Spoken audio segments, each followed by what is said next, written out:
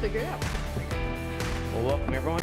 We're going to be deliberating on the fiscal year 20 proposed budget and voting on our recommendations later on tonight. We'll start with the public hearing. We'll now begin the public hearing on the fiscal year 20 proposed budget. Those wishing to speak during the public hearing must submit a completed request to speak form to staff at the room entrance prior to the 5:30 this evening. Please preface your statement with your name, city of residence, and for Eugene residents, your ward if known. You'll have 3 minutes to comment. There are lights on the timer. The yellow light indicates that you have 30 seconds remaining, and the sound will indicate the end of the 3 minutes. Our first speaker is Ib Hamid. Ib Hamid. Did I say that correctly? Thank you. Yes. Thank you. Good. I'm impressed. I'm here to advocate for a position of a liaison, multicultural liaison for the minorities in the city, especially the people of color. I came here to Eugene 50 years ago, and diversity was not a buzzword, and it has been. And I think it's about time the city puts its pocketbook where its mouth is and embraces those folks that don't feel at home when they come to Eugene, because it does not look like them, it doesn't feel like them, and they have to learn on the job as to what the city services have to offer. It would be nice if somebody can become a welcome wagon for them and show them what the city, their rights and responsibilities. It's still a mystery to a lot of the folks that are here. It also may help in retention of folks that we want to keep in the city. So I really do think that it's an investment over my last 50 years of Eugene. I was hoping that the city would someday move in that direction and create this position. And I hope it's not just a token position to where it's this person just has the ear of somebody who does not make decisions, but I hope that it is a position that gets the ear of the city manager, the mayor, chief of police, other folks that do help in making folks of marginalized backgrounds feel like the city is putting its arms around them and embracing them. I didn't even use all my 3 minutes. So I trust in all of you guys. I appreciate you listening. Thank you. Next, we have Steve Abbott.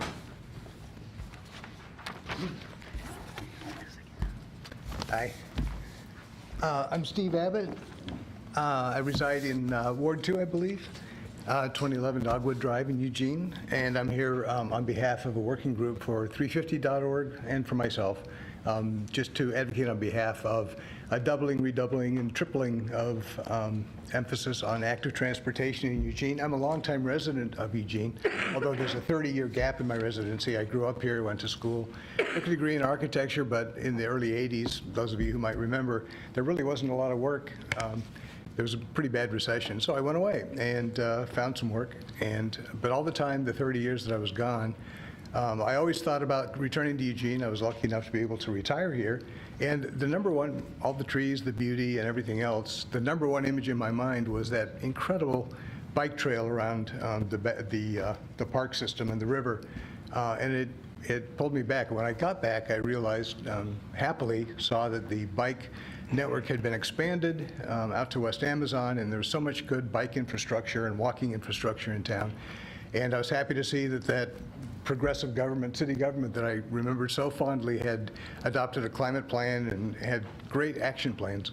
But I also seeing anecdotally that there's an incredible influx of more automobiles, and that beautiful slow driving culture of Eugene is turning into this sort of aggressive culture that I've seen in Texas and California and other places as it gets more crowded and more congested. I worry that our city traffic network, our road network, is going to become overwhelmed pretty quickly. It appears that way. And I also see from the American Community Survey data that even though a lot has been done, the needle really hasn't moved. The car commuters are 75% now as they were in 2009, and bike and walking has actually decreased a little bit. So that concerns me. But the other thing that I want to note is that, a radical improvement of the walking and biking network isn't just for safety and climate, it's also potentially an economic driver. Looking at a report from Dean Runyon that was produced for Travel Oregon in 2013, I see that there's $400 million in 2012 that was spent in Oregon on travel-related business. And Central Willamette, Southern Willamette Valley, our region, actually is one of the top recipients. And so there's huge potential. In fact, it noted that about in 2012, there were about over 1,000 jobs generated by bike tourism. So it's good for us, it's good for the climate, and it's potentially an economic driver. And I know that time is up probably for 2020 budgeting, but there'll be a budget next year. And I ask that everybody really give that some thought. Thanks. Thank you. Next, we have Ibrahim Coulibaly.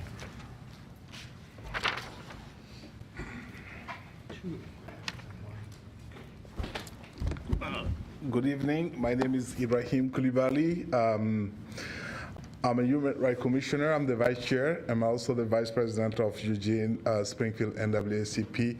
But today I'm here as an immigrant. I came here a few years ago, and for someone with my background to be that involved in the city activities, you have to come from a civil rights advocate family. When I was 7, my entire family was under house arrest due to my dad's political activities. But when I got to Eugene, I realized that people from my community are not really involved in what this city has to offer, just because they don't know. They don't know that Eugene is not only the University of Oregon, it's also a city that's thriving for everybody to be welcome in this town. I want to ask you tonight to fund the multicultural liaison position, because it has a humongous outreach capabilities to reach out to people, let them know that this city wants them here. This city has a lot of potential, and I personally call this place home. Now, I have a house in Eugene. I have kids in Eugene. This is where I believe I will probably spend the rest of my life.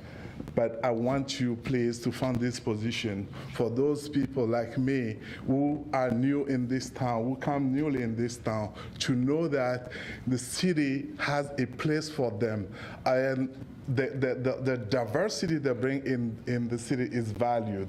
So please fund this position, help us to be more involved. Like the other Ibrahim said, he's here 50 years ago. I mean, that's kind of a little too long for, but I think that when you get here, you feel like a guest. And how did that stop? You don't know. You don't know when it is the right time for you to be involved in the city activities. But when you have someone who will come to you and talk about this city, it's kind of open up everything for you. Please fund this position. And I still have 27 seconds. I'm going to ask you to fund the position and save you some time. Thank you. Thank you. Our last speaker is Anna Molina.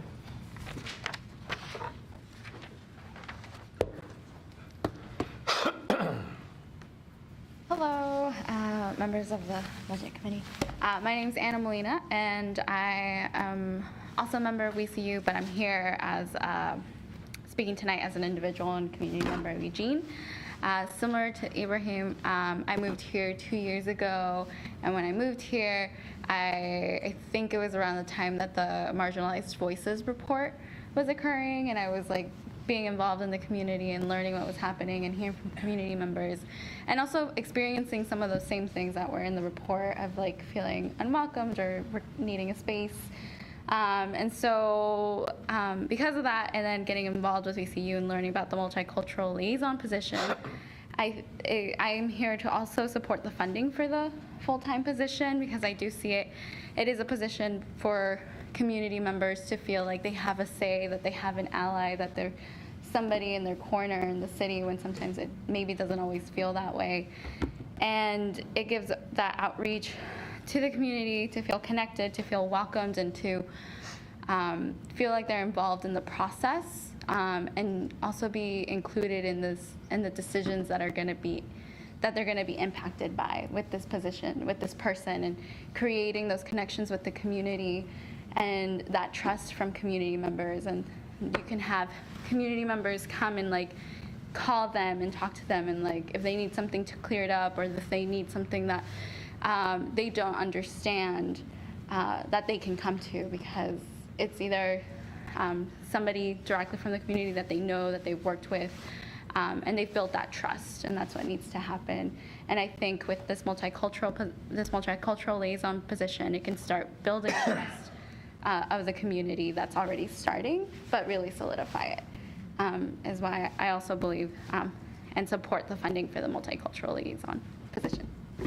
Thank you. Thank you. Appreciate all the comments tonight.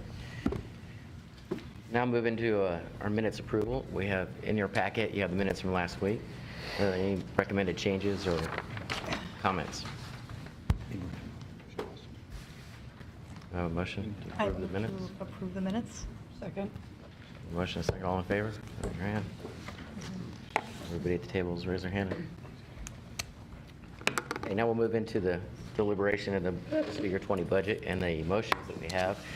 The way we'll do this is you have the list of motions already. We'll follow that order. I will call on you to read your motion, and if we have a second, then you can defend your motion at that time, and you'll be first in the queue to do that. And then we'll deliberate on the motion and then vote at the end. Okay? With that, I'll turn it over to, we have a couple of motions recommended by the city manager, and Councilor Semple will take the first one. Thank you.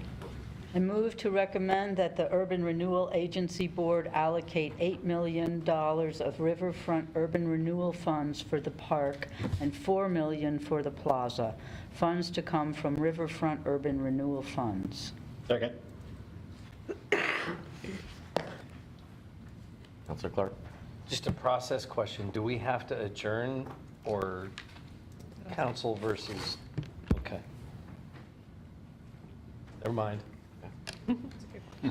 So we have a motion, we have a second. Do we have anyone who wants to discuss the discussion? No one? All in favor? I think it's unanimous. Councilor Clark, you have the second motion. I do, and this motion follows the previous from the work council. This motion comes from staff to follow up on the last council meeting on this subject.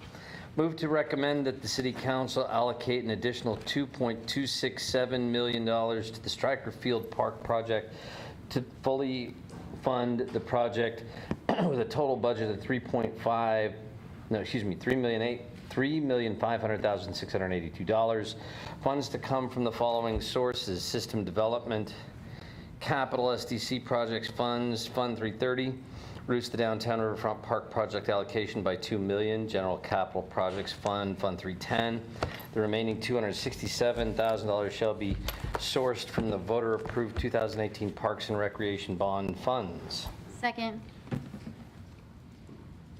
Councilor I Clark? want to ask the manager here, during the initial discussion of this, there was also another source of funds that I referenced in that previous discussion, and I don't know whether it's this third thing or whether it's not. But again, with the buildings that are the multifamily units that are being built around Stryker Field that qualified for that credit, that the council hasn't taken up an application yet. And by the way, Sarah did a great job of trying to get me this in advance and answer my questions, and I never got back to her, so she's a rock star and this is my fault. My question is, that credit isn't reflected anywhere in this motion, or is it? It's not in this particular motion, but it is in the total project budget. We had already allocated it, and so I anticipated you would want to know this. That council resolution resulted in $233,682 that are included in the total project budget. So it's already there? It's in there. So we don't need it? Yeah. Thank you. I knew you'd know that. Rockstar. Yeah, yeah. Thank you. Yep. Any further discussion? All in favor? It's unanimous. Next motion will be read by Sean. Right. I move to recommend that the city council allocate an additional $45,000 in one-time funding to the Human Services Commission fiscal year 20 proposed budget allocation to offset the expected reduction in community development block grant funding. Funds to come from local marijuana tax revenue. Second. All right, a couple points. There was an earlier projected shortfall that we talked about of possibly $30,000. Since that time, it's been recalculated, and that's why the $45,000 number. So it could be up to $45,000 that they're estimating could be the shortfall. Also, for some broader perspective on the HSC budget, Steve Manella, the manager of the Human Services Division at the county, wanted to, or mentioned to me that they're still waiting for the final word on state funding. And currently the budget for the next fiscal year includes reductions in funding for homeless prevention, diversion, and transitional housing, services for homeless families and youth not covered in the tax system improvements report. So we won't know that for another month or two. The final impact of these possible reductions won't be known until the legislative session is complete and annual state funding is determined. So this is part of a possible shortfall. There is additional potential shortfall on the state end as well. There was earlier discussion also regarding a possible annual inflationary increase to the city's HSC commitment. I think we're a year premature on that. The county, the HSC budget is every 2 years, and so all the contracts are already allocated for the next fiscal year. So they aren't planning any inflationary increase in the coming year, so maybe next year that would be a point of discussion. And just a reminder that this motion for an increase of $45,000 does not represent an increase in overall funding from the city. It simply acknowledges that the CDBG funding calculation will limit how much we can fund from that fund and tries to even it out from other sources. Any further discussion? All in favor? Any opposed? Vote. Okay. Next motion is co-sponsored by Councilor Ye and Ryan Moore. I don't know who wants to read it. I'll do it. Ryan has a lot of talking to do tonight. Thank you. Okay. So I move to recommend that the city council allocate $130,000 to an ongoing funding for the purpose of funding one FTE multicultural liaison position included in the April 2019 unfunded needs assessment as item number 99. Funds to come from reserve for revenue shortfall for fiscal year 2020, with the position becoming part of the base budget in the out years beginning in fiscal year 21. Seconded. I don't know if I can say anything better than the public comment we've already received from the different evenings that we have all been together. I really see this position as an opportunity to do some proactive work in this area. We have a great human HRC, which does a lot of awesome work in our community, but there's a lot of work to do, and this would give us one more resource to tackling some of these really important issues in our community. I think that, you know, it's hard to speak to exactly what this person will do. I think that's something they're going to figure out on the ground and working with the different communities to figure out what they need and how we can address those. And I hope it will pass, and I look forward to all the great work they do. I don't know if Ryan wants to. Okay, we have Councilor Clark. Yeah, thank you. Forgive me, I don't want to sound insensitive to this. I just don't know how to say it differently. But everything I've heard around this, there's an awful lot of buzzwords, and I don't, and wiggle words, and I don't really understand what the job is. Can the manager help me understand the outcome of this person's work? Yeah, there's probably somebody else that could be. You want to talk? Why don't you talk? I hear about the importance of the work. I just don't know I really understand what the work is. Well, I think that Councilor Ye pointed to the fact that I think a lot of that will be defined over time, but the need is definitely there for the support of working with the community as the ways that were described by the community Is it for the members. city manager and for the management of the city to adjust to the expectation set of others, or is it to help with new residents' assimilation into the community? I don't think it's specifically to help with new residents. I think it's to help not only implement a lot of what we're trying to accomplish in the city. One of the things that I've also heard referenced is working with our Eugene Police Department and other services to do more training and outreach around cultural awareness and sensitivity. And so I think there's a multitude of layers of things that the position we've done. We don't have the job description written out yet, and so we would be looking for feedback about that. But a lot of what's talked about are things that could be a positive. In addition, there's an incredible amount of work that needs to continue to happen with our existing staff that we have already today. Work to do what? That's what I'm trying to ask. To do outreach and engagement with community, to do training, to do the welcoming things, trying to figure out how that we all feel welcome and safe here in our community, to build cultural sensitivity and awareness across the organization. With 2021 coming, I think it's also an opportunity to work on things that for our entire community. So there's a variety of different project-related work that this position could do. Just to piggyback on that a little bit, I think one of the things that we constantly need to think about and be aware of is how do we build trust and confidence in all parts of the community, both within the community itself and then within the organization and then between those two pieces. And so it could be a specific could be one of the things that has been talked about, which I think is an interesting prospect, is a multicultural center within this community. That's been talked about.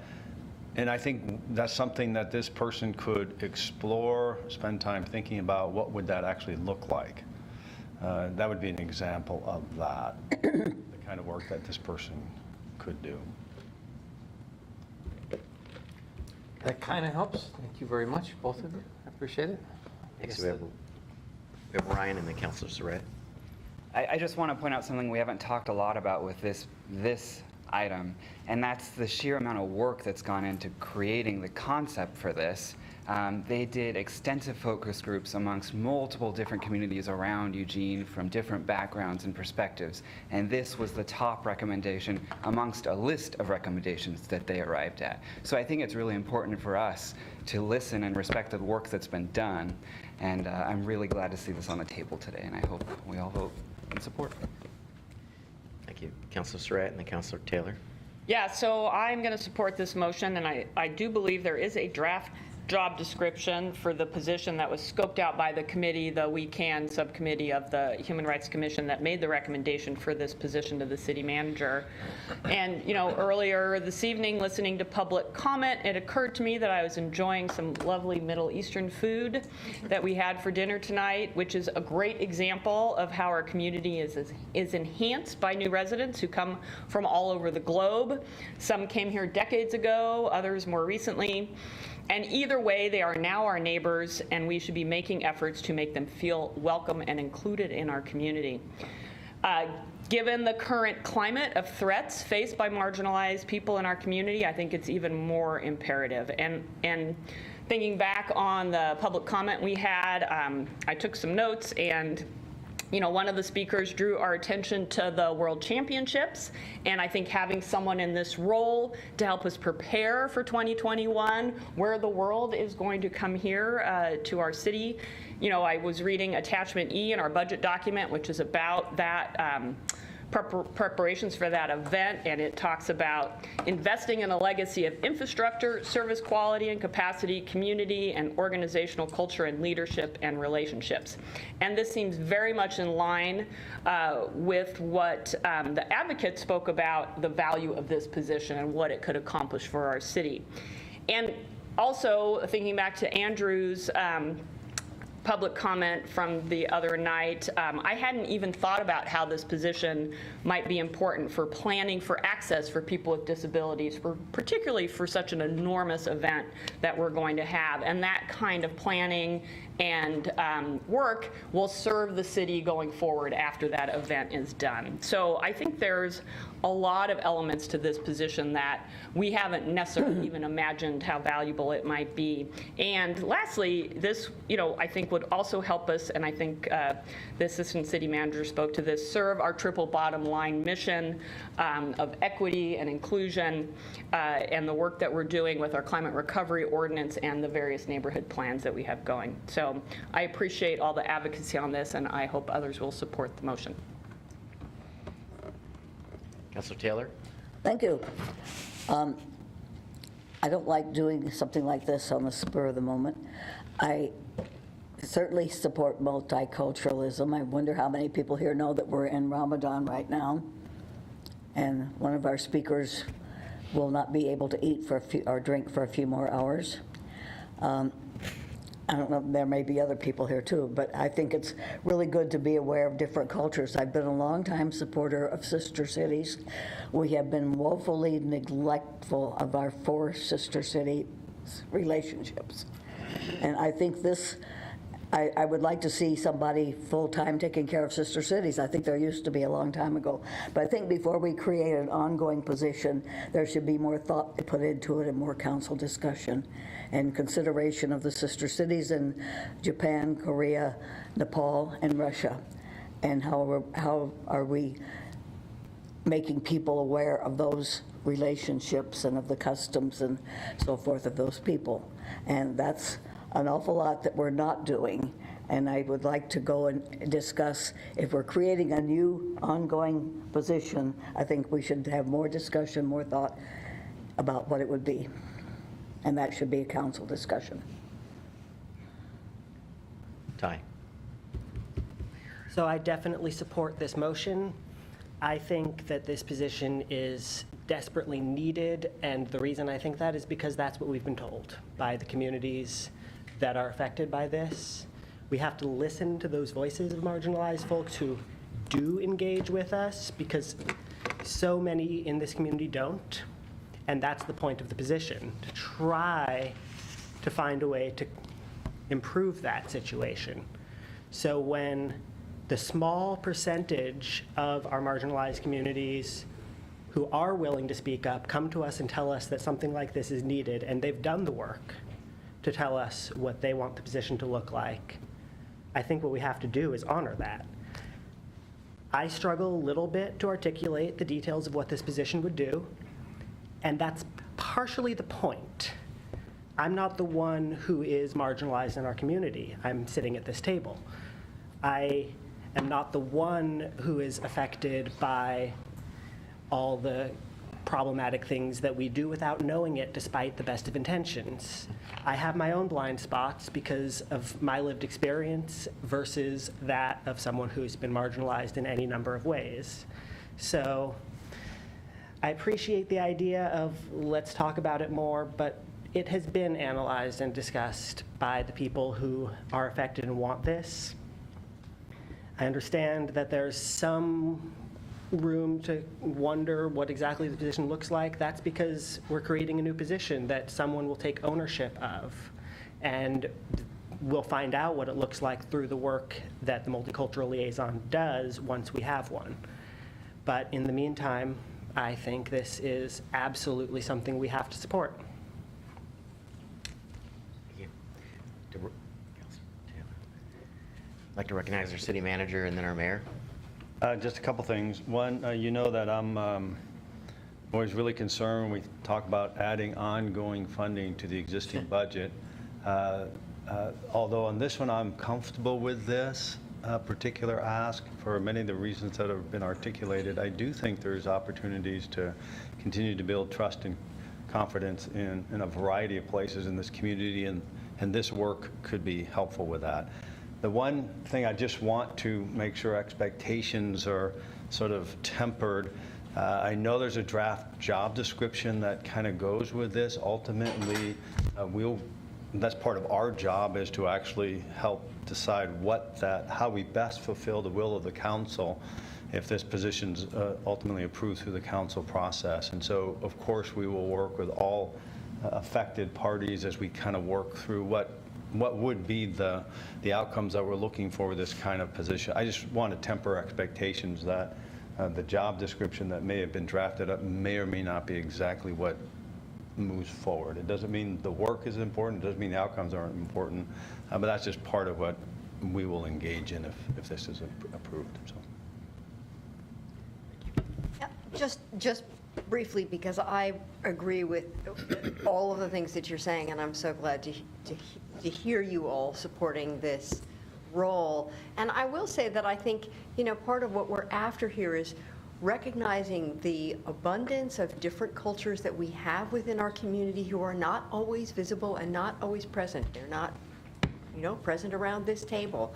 And we are looking for ways in which people engage and are part of our community. And actually, the sister cities are sort of the anchor for that, because we do have longstanding engagement with those communities. So I see that as hand in hand with how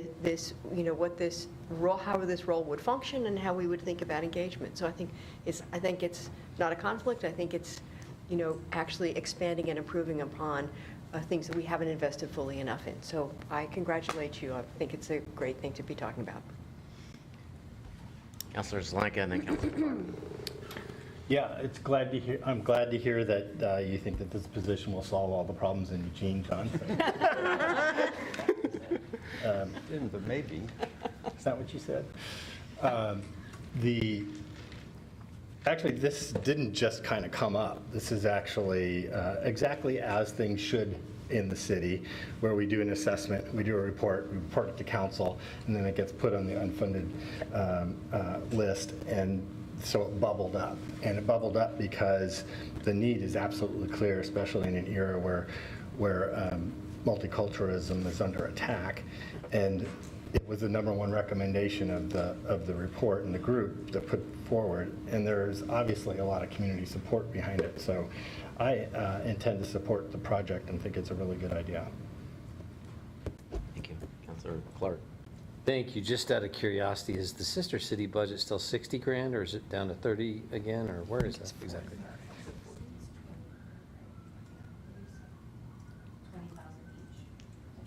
20,000 per city.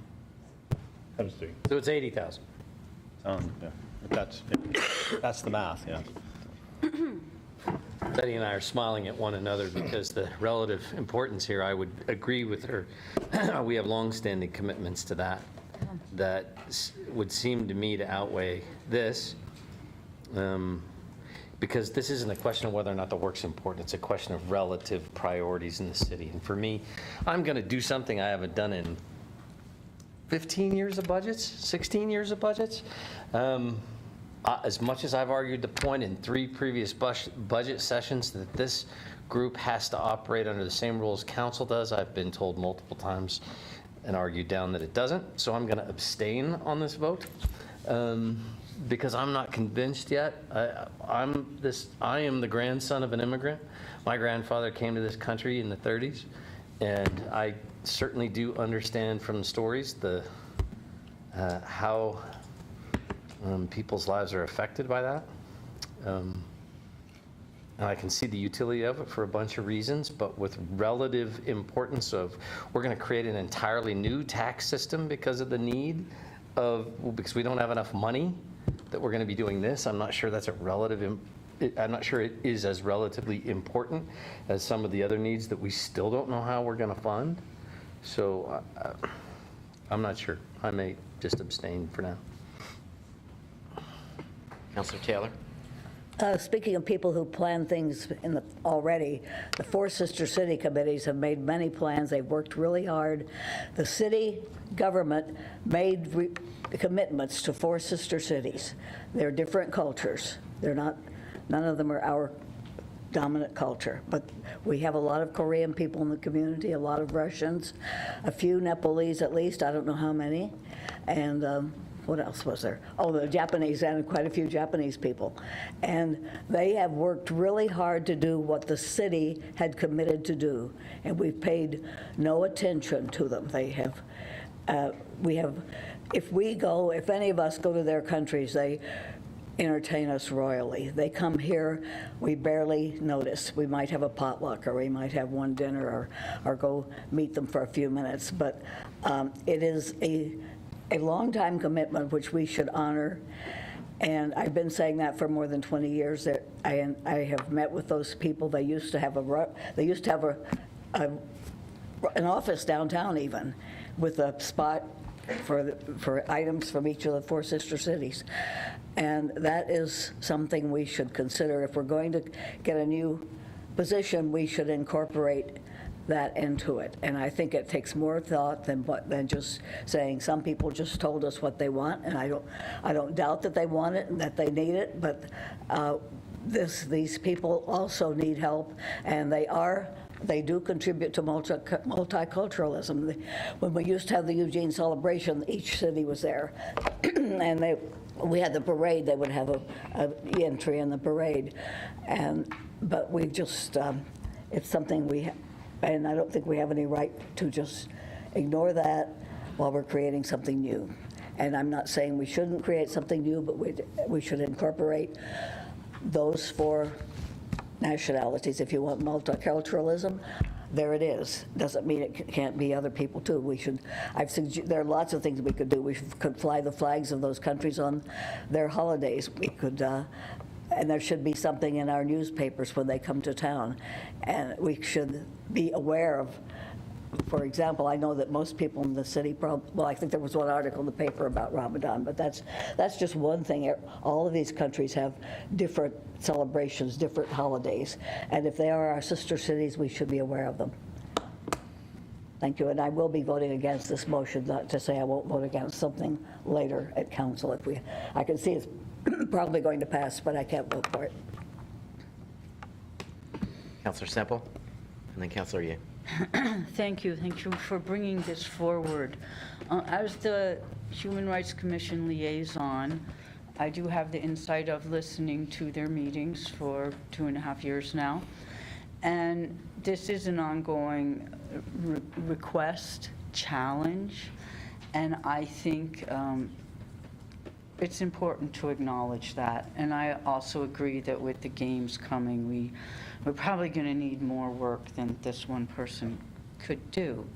I have a question about our sister cities. What are we spending the $80,000 on? I would need to get back to you with more detail about that. Mia, do you have any information to share? I also think that the number might be $42,000 a year and not 80. I just need to verify that.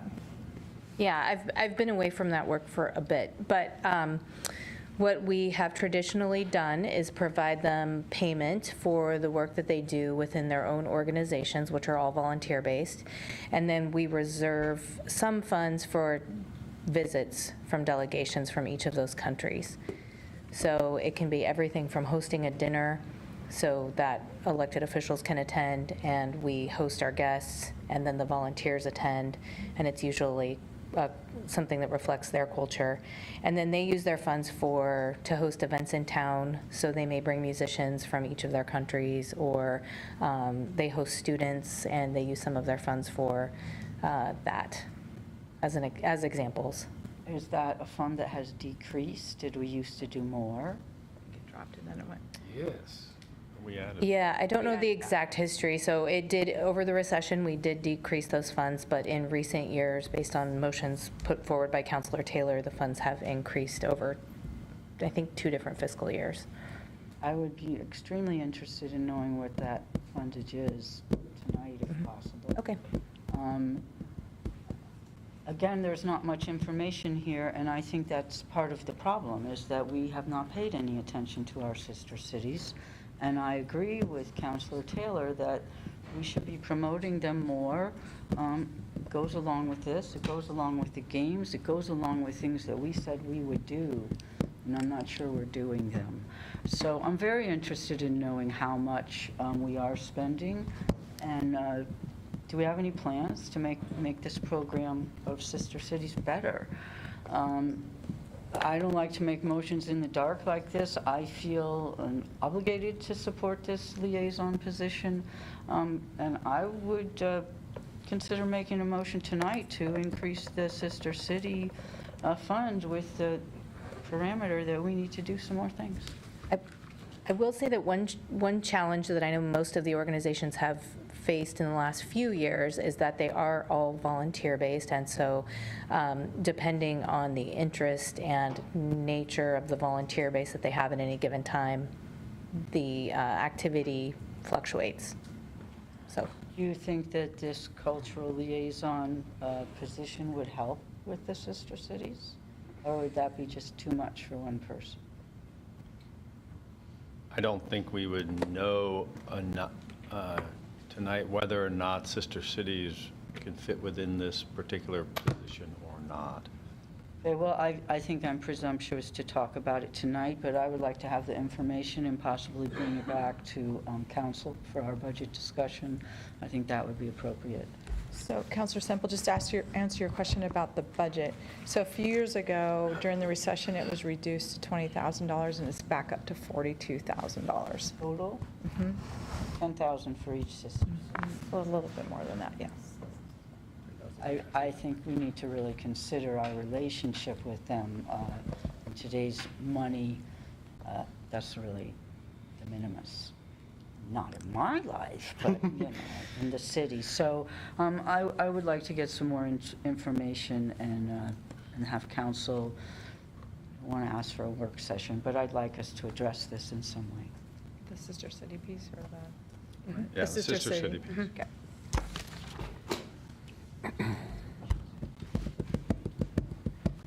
Councilor Ye. Thank you. I actually completely agree with Betty and Emily. I think having a closer look at our sister cities would be very valuable. I understand that they make annual reports and submit budgets of what they've done, but I doubt that anyone, I don't think we get those. I don't think anyone probably has seen them. I would love to have copies of those and be able to hear about what they're doing and how they're spending the funds that they are given. If we're going to look at increasing, I'd love to see the last couple years of each organization and how they've spent that money, so we can determine how much and whether increasing it is appropriate. But I also wanted to point out that this multicultural liaison position is working with those same communities, those people who come from those different places all over the world who live here now, and if they can benefit from this position as well. So it's not an either or, these types of positions can work together to do this important work in our community. Thank you. Then we're Brian. I was actually going to say just the same thing Councilor Ye said. I don't see necessarily that this is completely separate and distinct from the sister cities. A lot of the specific things that Councilor Taylor described, so like recognizing holidays, displaying flags on appropriate days, those are the exact sorts of work that I envision this position helping the city figure out and conduct, right? So my point is I don't see these as mutually exclusive concepts. Councilor Surratt. Thank you.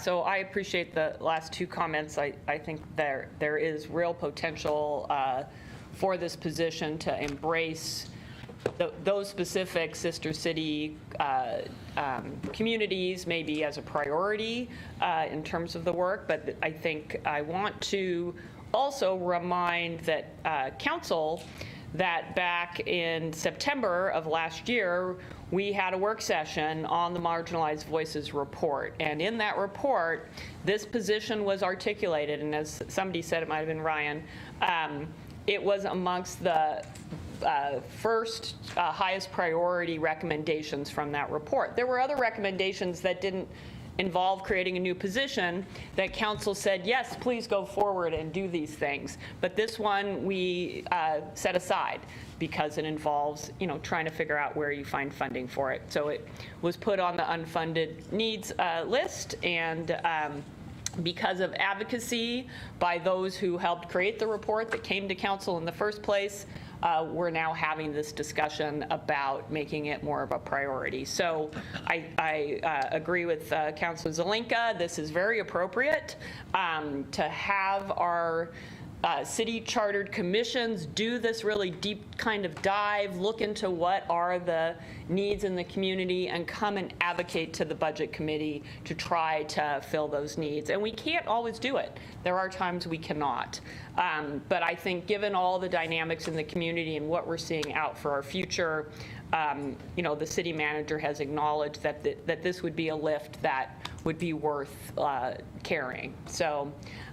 But it's not coming out of the blue. We had a full report on it. It was part of a work session, and we had an opportunity to discuss it back in September. Thank you. Councilor Clark. I can't remember from the previous presentation what the average benefit cost percentage was for city employees. But when we're looking at a total budgetary allocation of $130,000, what is the likely salary for that much of an allocation? Do you have that? Or salary range, let's make this easy. It's in the $70,000 a year range, 70 to 80 probably. Okay, thank you. Any further discussion? I want to respond to the remark about being all volunteers. They are volunteers because the city does not do anything anymore. We used to have a person in the city who, at least part-time, took care of sister city relationships. And gradually, we backed away and left it up to volunteers who have certainly asked for more help over the years. It's been many years that they've been neglected, and they've had to do it for themselves. On the contrary, when we go, I went to Nepal once. I quit my membership with the DAC for 2 years to pay for it, to help pay for it. The city paid some. We got there, they had a huge dinner for us. The mayor entertained us at a huge dinner. They had a reception at an art museum. They gave us a city planner for a whole day, and then a part of another day he spent with me. They took us on tours. And we were on the front page of their paper 2 days straight. And that is a poor country. And all the countries that entertain us royally, that means something to them that we are their sister city. And we have not, so I object to bypassing something that was a commitment from the city. And I don't think, someone said to me after Nepal said, well, what do we get from them? We should stop that sister city relationship. I don't think it's a matter of what you get, it's what you give. And as long as if we're thinking of a full-time position, we need to think more of what it means and what our previous commitments are. That's all. No further discussion? Okay, all in favor?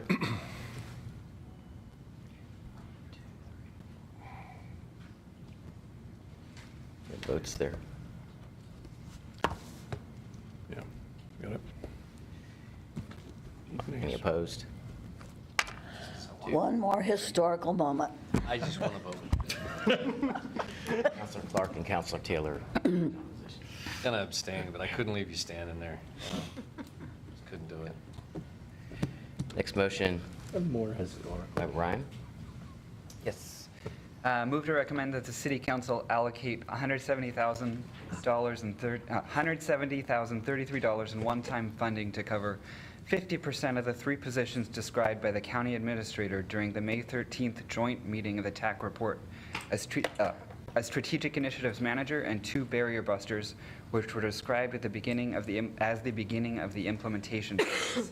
Funding to come from a transfer of homeless shelter options funding in the general capital projects fund to the general fund. Second. And discussion, you're first, Ryan. So it ended up being really complexly worded when written on paper. So essentially, this is based on 2 points. The first being, during the joint meeting on May 13th, the county administrator described that within their proposed budget, which was adopted on Thursday, at least by their budget committee, they had already included 50% of the funding for 3 positions described as the beginning of the implementation phase for the TAC report. And we've talked a lot about the TAC report throughout this whole process. We don't right now in the city budget have the other 50% specifically allocated, which brings me to the other second point, which is previously council had already dedicated $1,900,000 for public shelter and some other TAC-related items. 1 million of that, 1,900,000, is specific to a public shelter. The other 900,000 is more fungible. So this $170,000 would come out of that 900,000 and would meet our commitment to fund this other 50% that was described on May 13th. Okay, we have Sean and then Councilor Surratt. Yeah, thanks for putting the motion out there. I like the idea of getting things moving in terms of funding the implementation of the projects that we're excited to see in place. I think we're just a little premature on that. I think we, as a city, have shown our commitment to funding a lot of these solutions by setting aside that $1.9 million. I think what this assumes is that the only 2 funding sources for that implementation are going to be the city of Eugene and Lane County. I think there are going to be other funding sources, other local funding sources, state, federal. And so I think that for us just to say, yeah, we'll take half of that is a little bit premature. So I think that ultimately an investment in all of this is really going to be important. I think until we see the full implementation plan that the steering committee is working on, plus the full budget and a discussion of additional funding sources, I think we'd be putting the cart before the horse. Councilor Surratt and then Councilor Clark. Thank you. Yeah, I definitely appreciate the motion, and I'm eager for us to partner with the county. I tend to agree with what the sentiments Sean just shared, and so I did want to hear from the city manager kind of what your thoughts and potential game plan are around fulfilling our part of the commitment to the TAC report implementation. Yeah, I would agree. This is premature. It's not unimportant, nor I appreciate the intent. It's just as premature. As I've talked to Steve Mokrahysky, I have communicated our commitment to be equal and good partners in all ways, to include financial.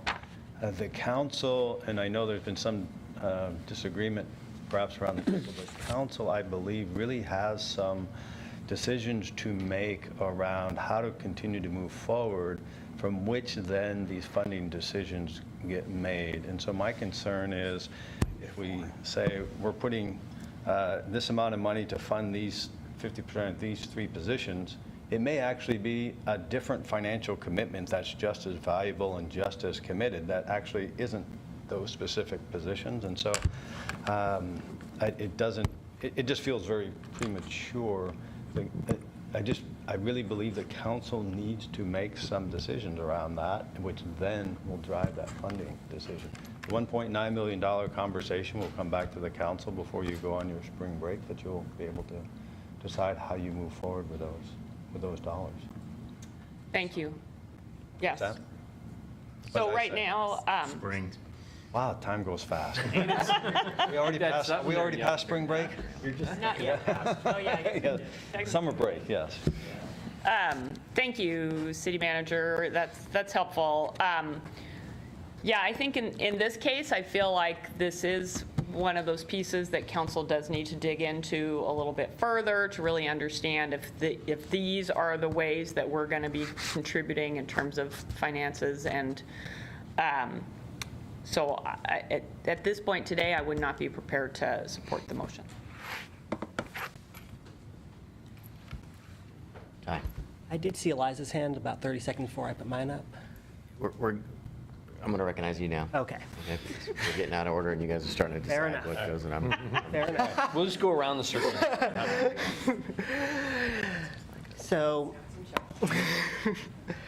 So I am prepared to support the motion. I agree with the idea that there are a lot of funding sources and a lot of funding discussions that are going to come into play with the TAC report.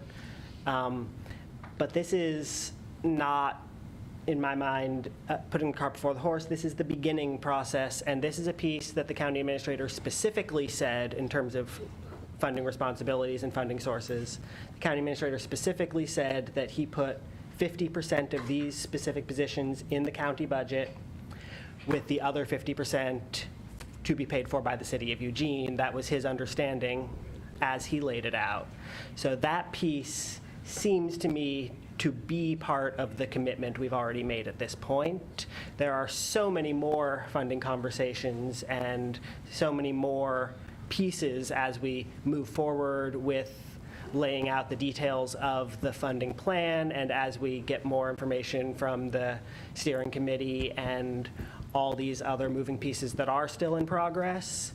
But this is the one component that those three positions that the county has said they are prepared to fund half of in their budget, that I feel is the piece we can act on now, and that now it seems to me to be the appropriate time. Appreciate everybody's politeness and everything. So here's what the order's going to be. We're going to go with Councilor Clark, Councilor Ye, Eliza, Councilor Zelenka, and I'll remind you as we go along. Thanks, sir. This right here is exactly why I voted no on the last one, other than I just wanted the fun of voting with Betty again. I agree with quite a bit of what the two of you have said. I think if you ask the community, there's absolutely nothing more important than effectively addressing homelessness, which is a different discussion. But I am more ready to start spending money to address that problem than any other. And so I'm going to vote against this, though, because I agree, for the exact same reason I said before. There's conflicting issues here about, how much money we actually have. We don't have enough money to have all the things we want. We're going to have to choose one from the other, say yes to one, say no to another.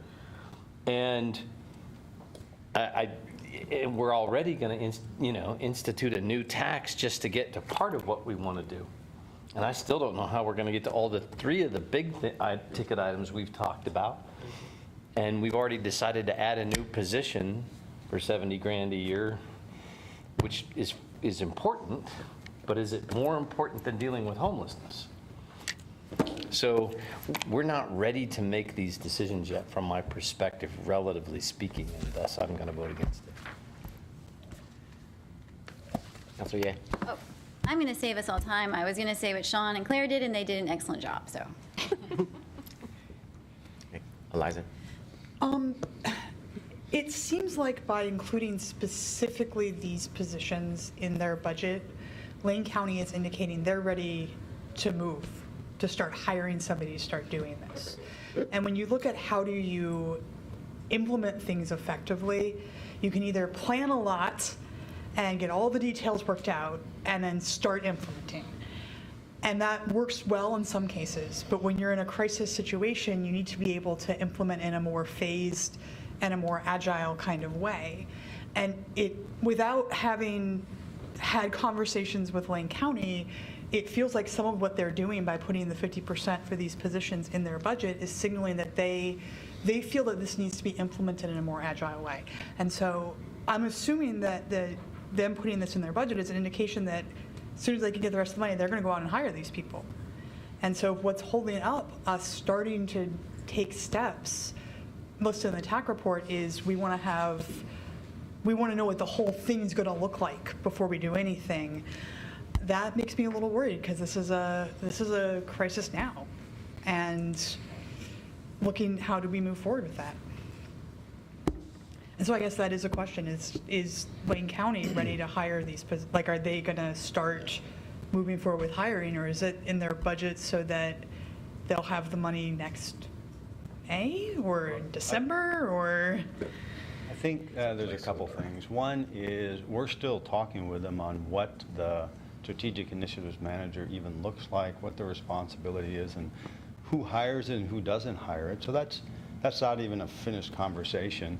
If I were Lane County and we allocated one-time money of $170,000, I wouldn't go hire 3 people based on that, because all we've committed to is 1 year, and then beyond that, they're left holding the bag. And so it doesn't actually help move the dial at all in the conversation. In my mind, it would, well, I don't know what it would signal to the county. I wouldn't, if the county did this, I wouldn't go hire anybody with it. There isn't the ongoing commitment to the position or even the broader topic, because eventually there's 20 positions plus that have to be hired. And so that's a much broader conversation. How do you fund that? And I know for some reason people are having a tough time to think that the $1.9 million isn't a commitment from the city. It is. And so, and the county's being a great partner, and they've budgeted $170,000, and the council will be thinking about how to spend 1.9. And so it doesn't feel like this is the right mechanism to show commitment or to move forward. Kind of following up with that for a second, didn't we just pass funding for a position that we don't have a job description for, and we don't know exactly what it's going to look like? Sure. And we did that in part to say that this is a thing that we are committed to doing?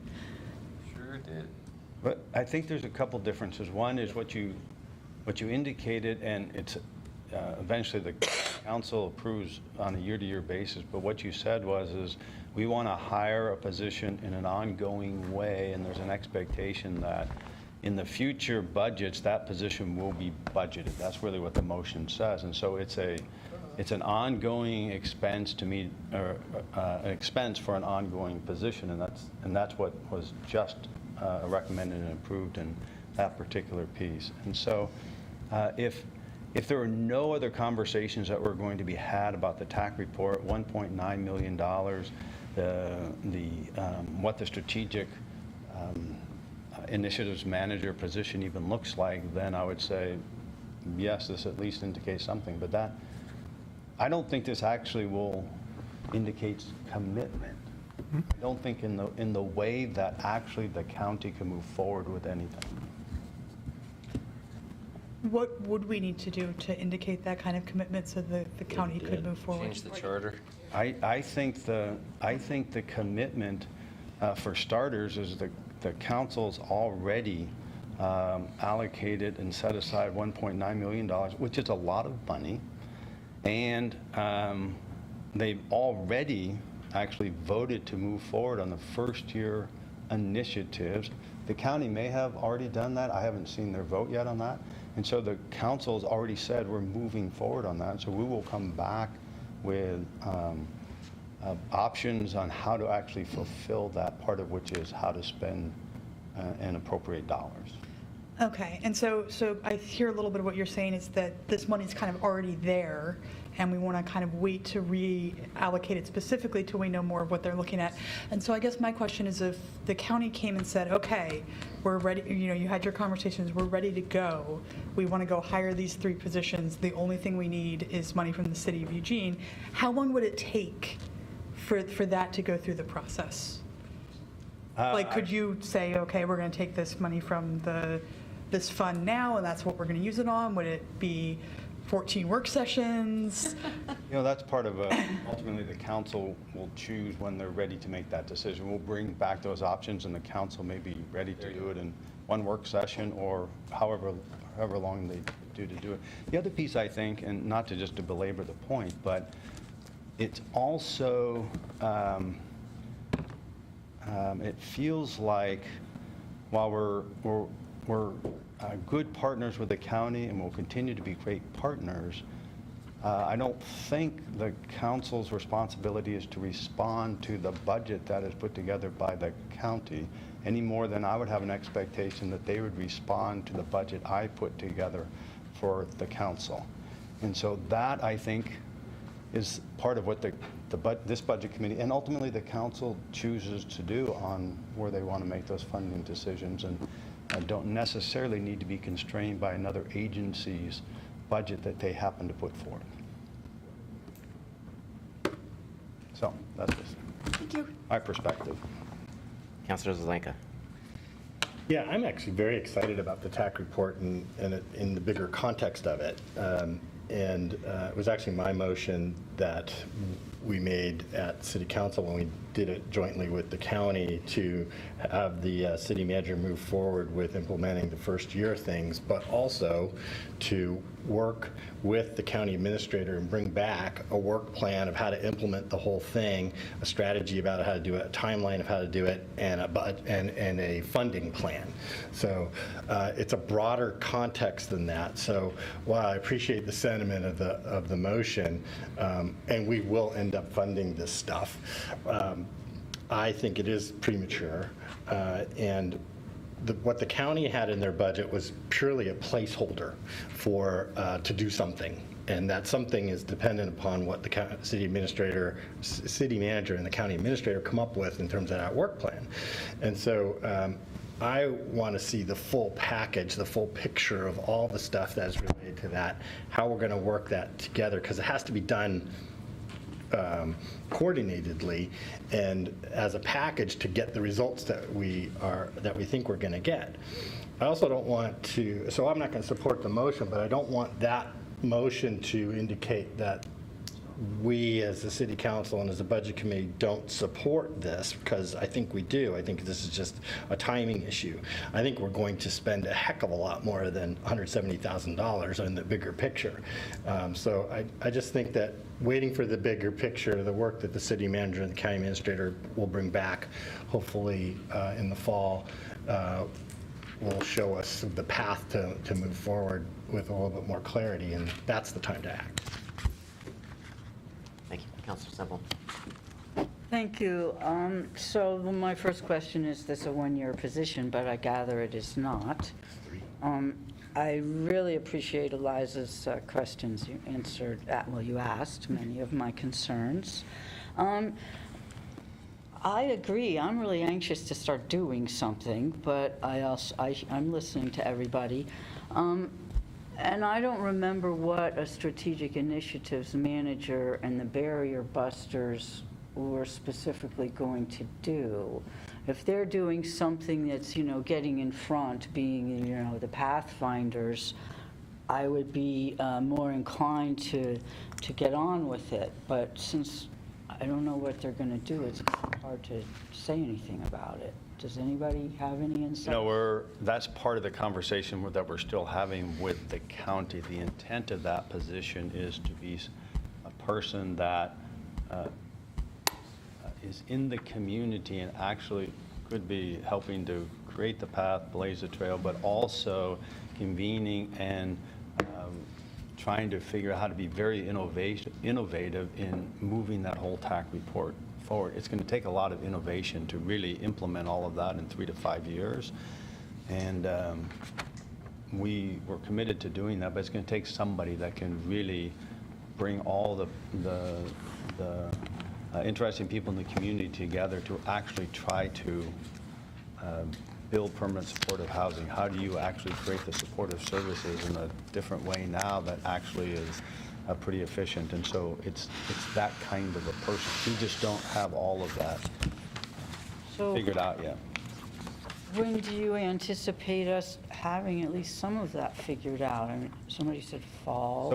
So when we come to you with recommendations around the $1.9 million, part of that, in our estimation, will be include people on funding of people, as well as there could be other pieces to that first year plan that we want to move forward. And so the opportunity to have that conversation will be before you go on your summer break, and you'll have an opportunity to make some decisions around how you might want to allocate and appropriate some or all of that $1.9 million to move the TAC report forward to include the various pieces in that one-year implementation plan.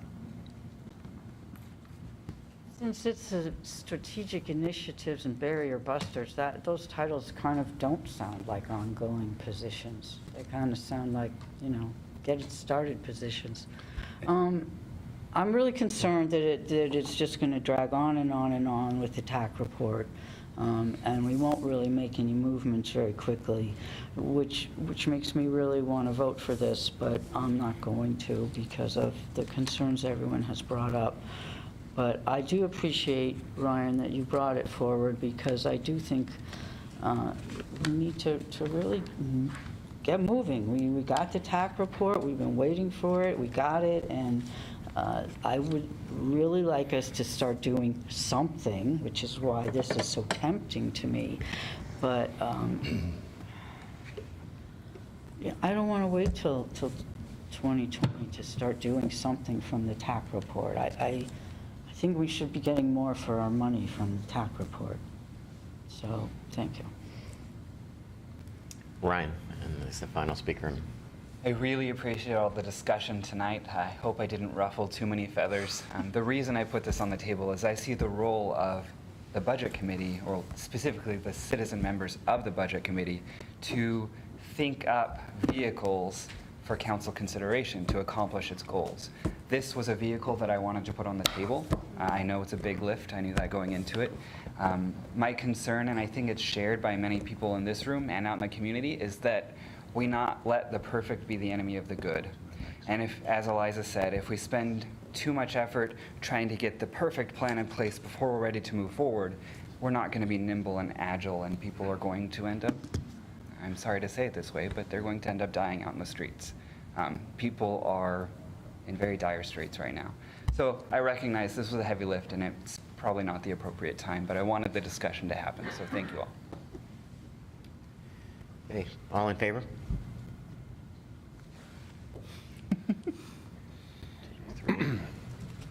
3. All opposed? Councilor Surratt, Sean, Councilor Zelenka, Councilor Taylor, Councilor Ye, Councilor Clark, Councilor Semple, myself, and John Jasper. Ryan, you have the next motion. Yippee! Okay. So, in a similar vein, to the previous motion, this is also a heavy lift, I realize. It comes at a fortunate time with the discussion that happened earlier today. Many people may not be aware, but I may not phrase this correctly, but it's projected that we'll be 40% of the way towards achieving our climate recovery goals by 2030. Is that right? So the reason I put this motion on the table before even knowing that specific figure is one of the largest drivers of carbon emissions it occurs on an individual basis. Oh, I should be putting the motion forward, shouldn't I, instead of talking about the rationale? Please. Okay, sorry about that. I'll read the motion. Move to recommend that the City Council allocate $2,150,000 in one-time funding and $315,000 in ongoing funds to facilitate community-wide reductions in carbon emissions as described in the April 2019 Unfunded Needs Assessment, item number 3, Climate Recovery Ordinance Community-Wide Implementation. Funds for one-time costs in the first year of ongoing expenses to come from the Reserve for Revenue Shortfall. City manager shall provide a strategy to fund the additional years of ongoing costs as part of the FY21 budget process. Now you get to talk about it. Do I need a second? I'll second. Okay. Oh, right. Okay, so to continue. The lion's share of carbon emissions come on an individual basis through things like your own personal car, how energy efficient your home is, things of that nature. On a larger scale, the state legislature is considering HB 2020, the Clean Energy Jobs Act. The reason I mention that is, I don't remember the exact figure, I think was 66% of carbon emissions locally are not in essence, local. They occur in a production chain which maybe a manufacturer in Denver is shipping things to Eugene. The emissions occurring in Denver, we obviously cannot regulate. So that's where it was estimated 66% of those emissions come from. HB 2020 would help address that chunk. The other 34% occurring at the local level, I believe would fall within this unfunded need that was on the list.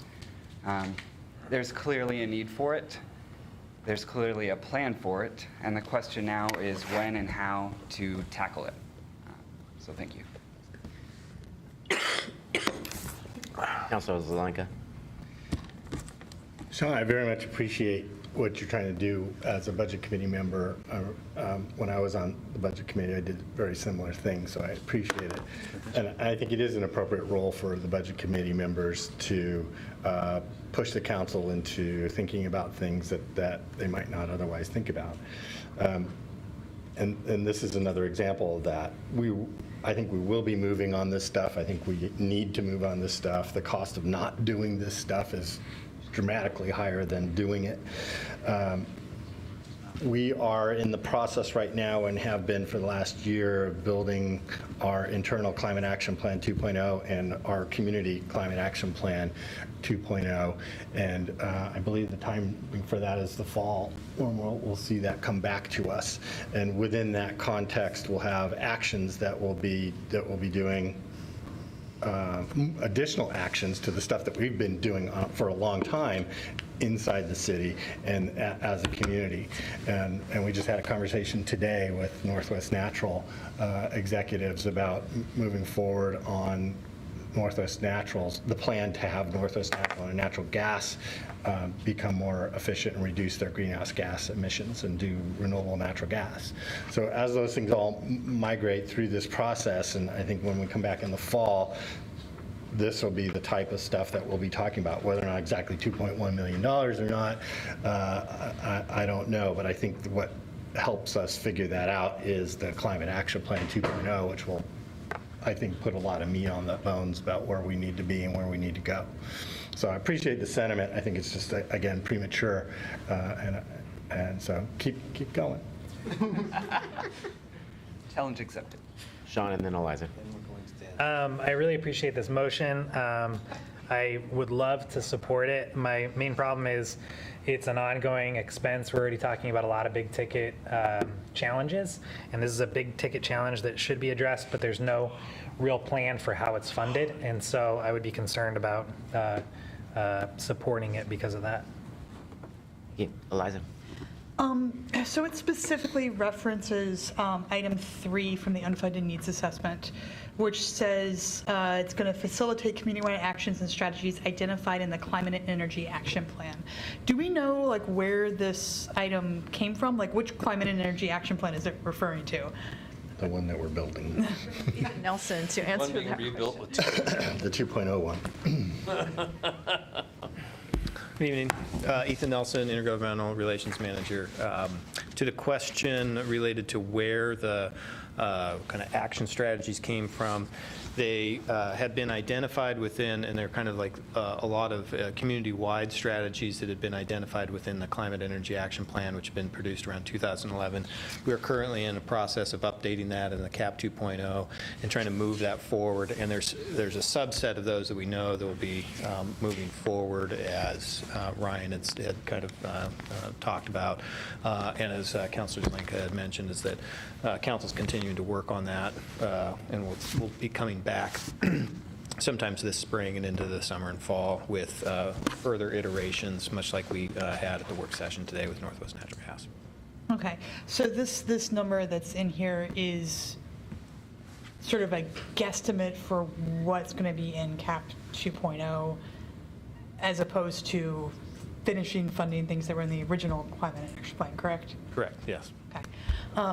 And my guess is with the plan not being done, that even if we allocated this money today, it's not like you have the people ready to go to put up the billboards and to do the various things with this money. Correct. Okay.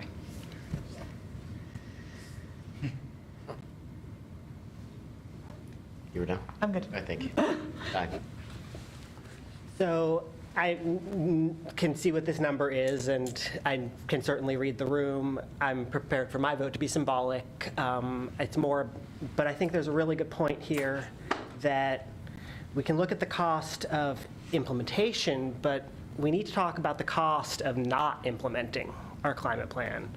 We heard today in the council work session that if we change nothing from what we're currently doing, we're going to achieve a 40% of our goal in carbon reductions. So we need new plans and additional work to get from that 40 to the 100% that we have to hit. So we definitely need a lot of work on this. It is a big cost, $315,000 per year, plus the $2.15 million. That's $3.7 million over the next 5 years. I'm double checking our reserves, our projected reserves for revenue shortfall, and they're in 2025 at just over 19 million, which is 10% of expenditures. Our general safety goal is to hit 8% of expenditures, so that gives us 3.8 million of wiggle room roughly. So it's in the range, it's not impossible. I understand that we can't, I understand where it's more complicated than that, and that doesn't mean, oh, we should automatically do it. We have to consider all the other fun things we're going to spend money on as well. But I just want to use that, not to argue necessarily that we have to do that, but as a way of demonstrating it is in our capacity to take action on the level that we thought we had to on the previous climate plan. I look forward to seeing where that changes with the updated plan. I will vote for this motion, which will fail.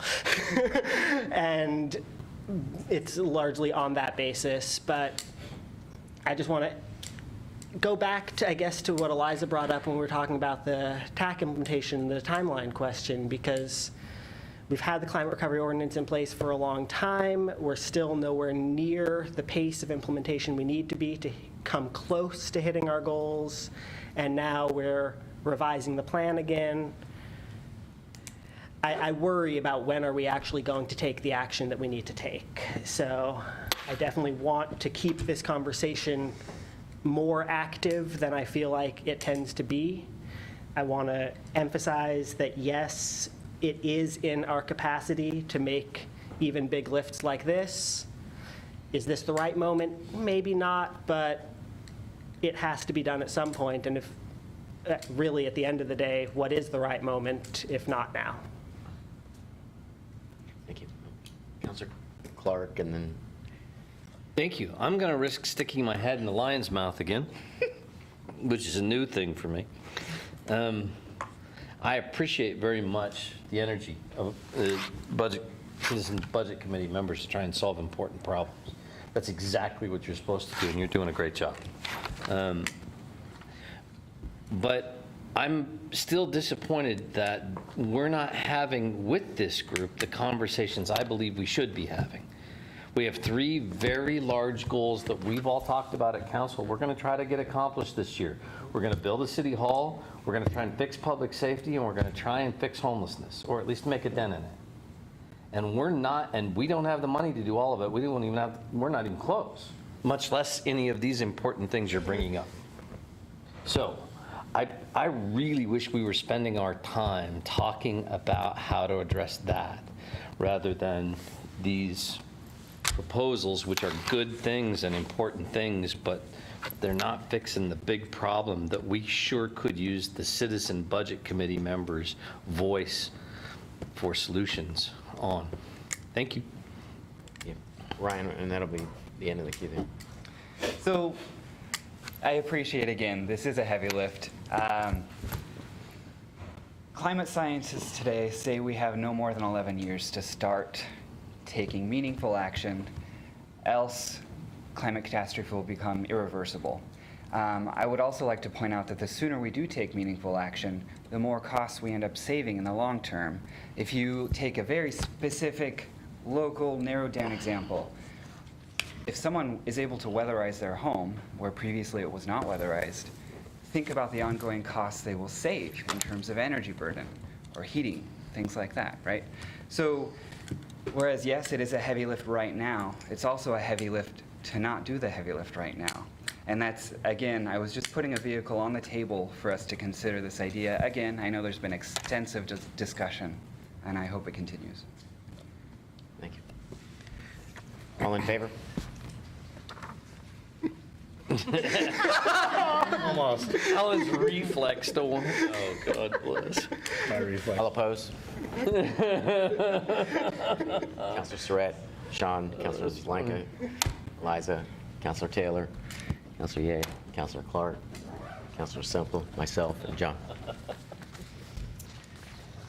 Okay, Ryan had another motion, and I believe he's pulled that motion back. Thank you, Ryan.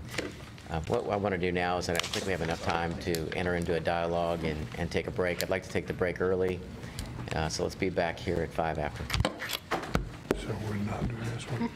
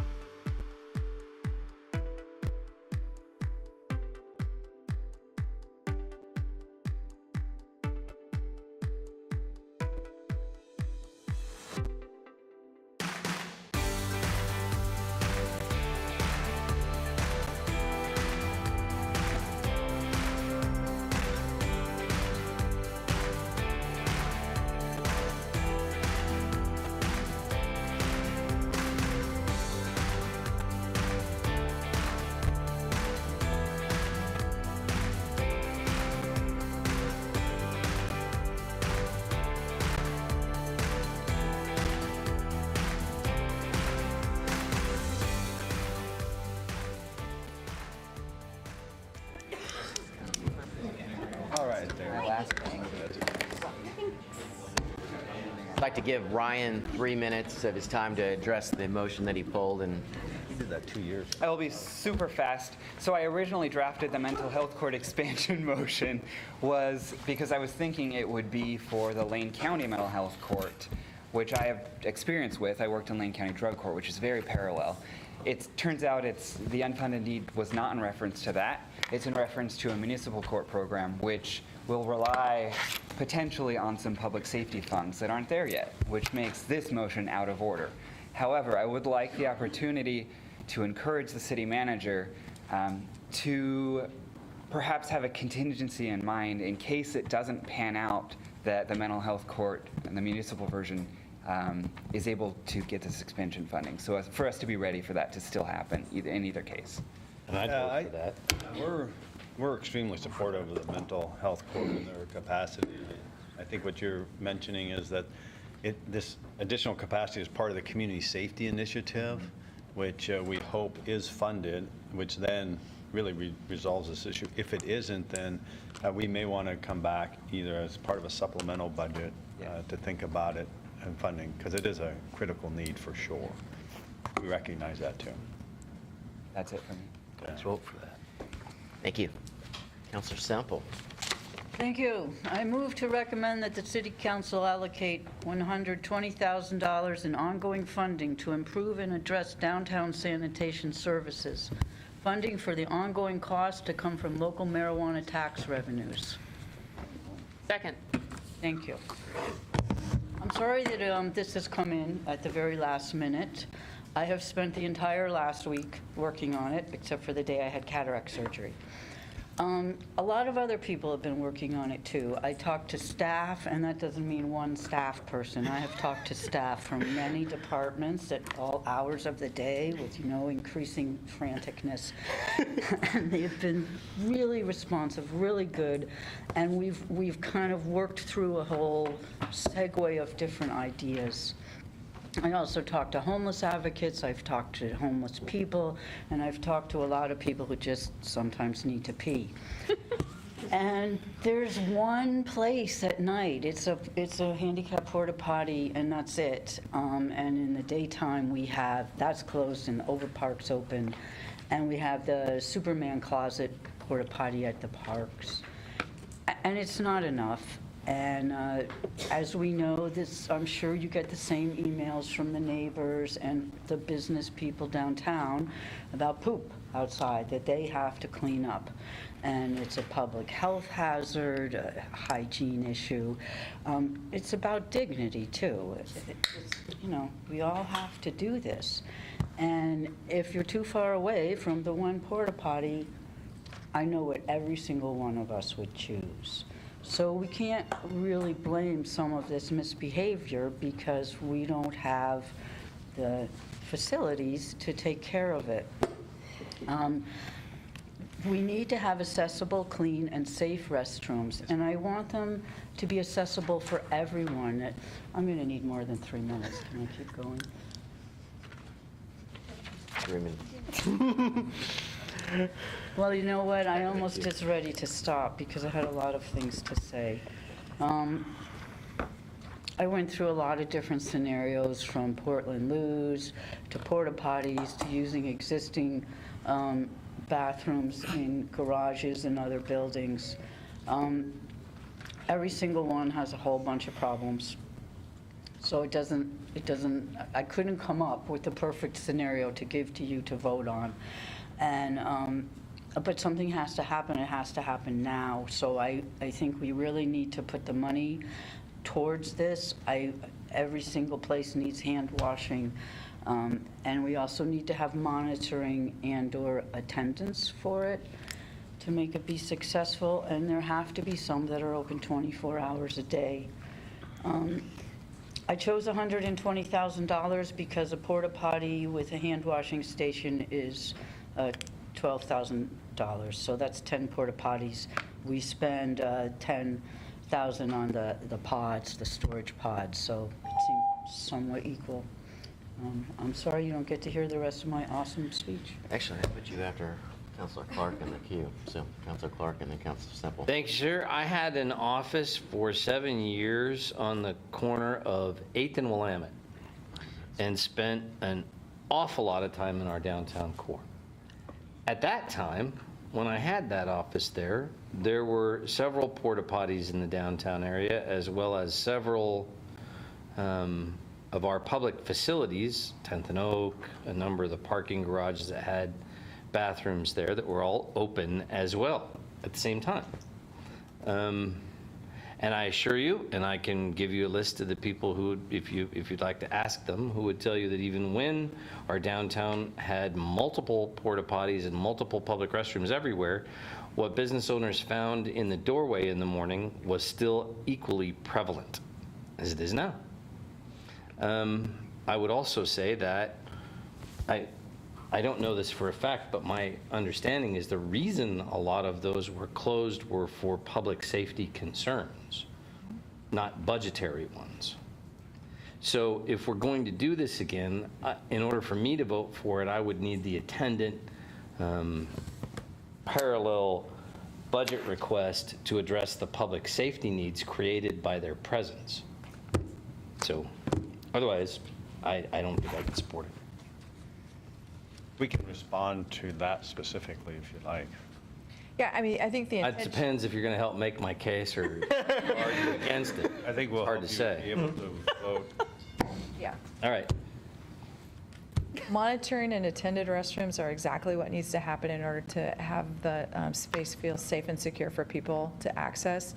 And we need greater accessibility. We need our restrooms to be clean and available, and we need them to be safe. And so that would, you're talking about the third leg of the stool, if you will, around having them be attended or monitored, and that's exactly part of the strategy proposal that Councilor Semple is bringing forward, would be included in that. There's money in her proposal to. You didn't argue in favor of mine. Well. Right, that's what I told you. Yeah. It would help you to vote. Yeah. Nice choice of words, Christie. So you just said they're going to be monitored. Can you explain that to me, please? We have. $120,000, that's not even one employee. Well, it's not all monitoring. So Councilor Semple spoke to, being able to add additional restrooms. What we want to do is to continue to try strategies to address this problem. What we know is that when we use the existing infrastructure that we have, it has some challenges, quite frankly. It's a little bit off the beaten path, and it's not easy to find or easily accessible, or some people just frankly don't feel safe. So we want to look at ways to maybe be able to use our infrastructure in a different way by making some improvements, see if that works. We also want to have the option on the table. Give me, what's that mean? Use the infrastructure we have and make improvements? We have restroom facilities in some of our parking garages that you referred to. And so we had problems with that in the past. And so what we want to do is explore options that maybe could improve that situation. In addition, we want to look at, could we put more portable restrooms downtown? If we do the monitoring piece, if you will, is a lot like the ambassadors that are walking around the downtown. But we also want to think, part of the gap with the system right now is that we don't have people monitoring or tending restrooms in the evening hours. And so that's a real gap in service. And so we really want to look at how do we better provide for access to restrooms and washing facilities in the evening when there are people downtown. And to piggyback onto that is the $120,000 of ongoing request, we believe will be both for the capital side and also to be able to do some monitoring of and attending of restrooms, because we also know that that's important. And so within this motion, we believe we can accomplish both of those tasks. So we're not hiring a full-time city employee to attend the restrooms. It's similar to like ambassadors, or we may contract for, there's a number of ways of doing that. Yeah. So.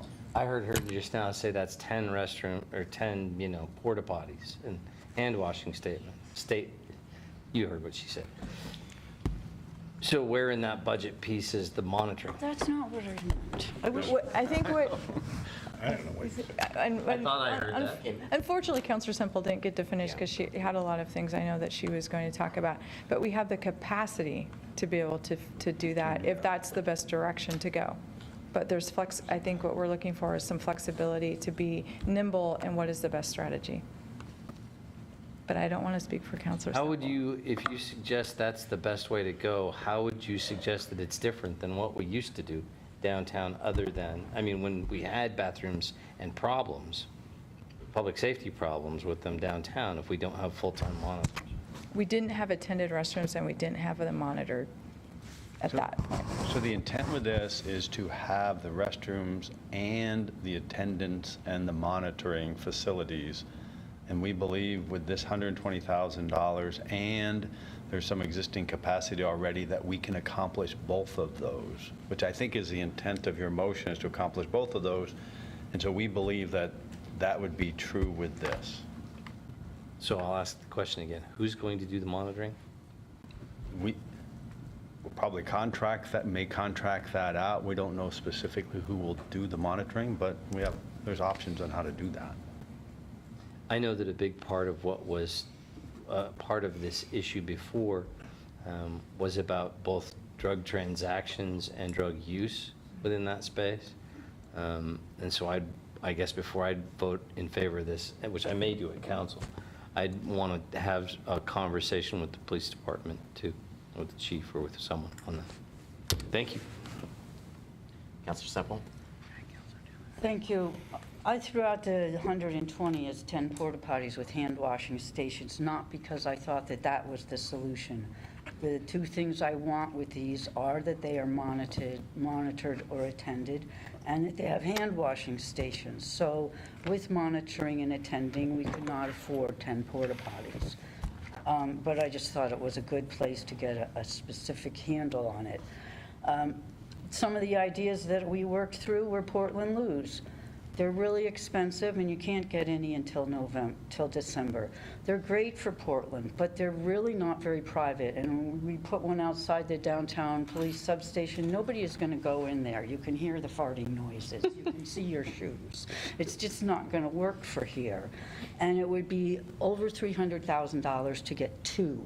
And I really think we need more than two. So we moved into porta potties, which people say, oh, you get artists paint them, they'll be cute. They would be, but they're still porta potties.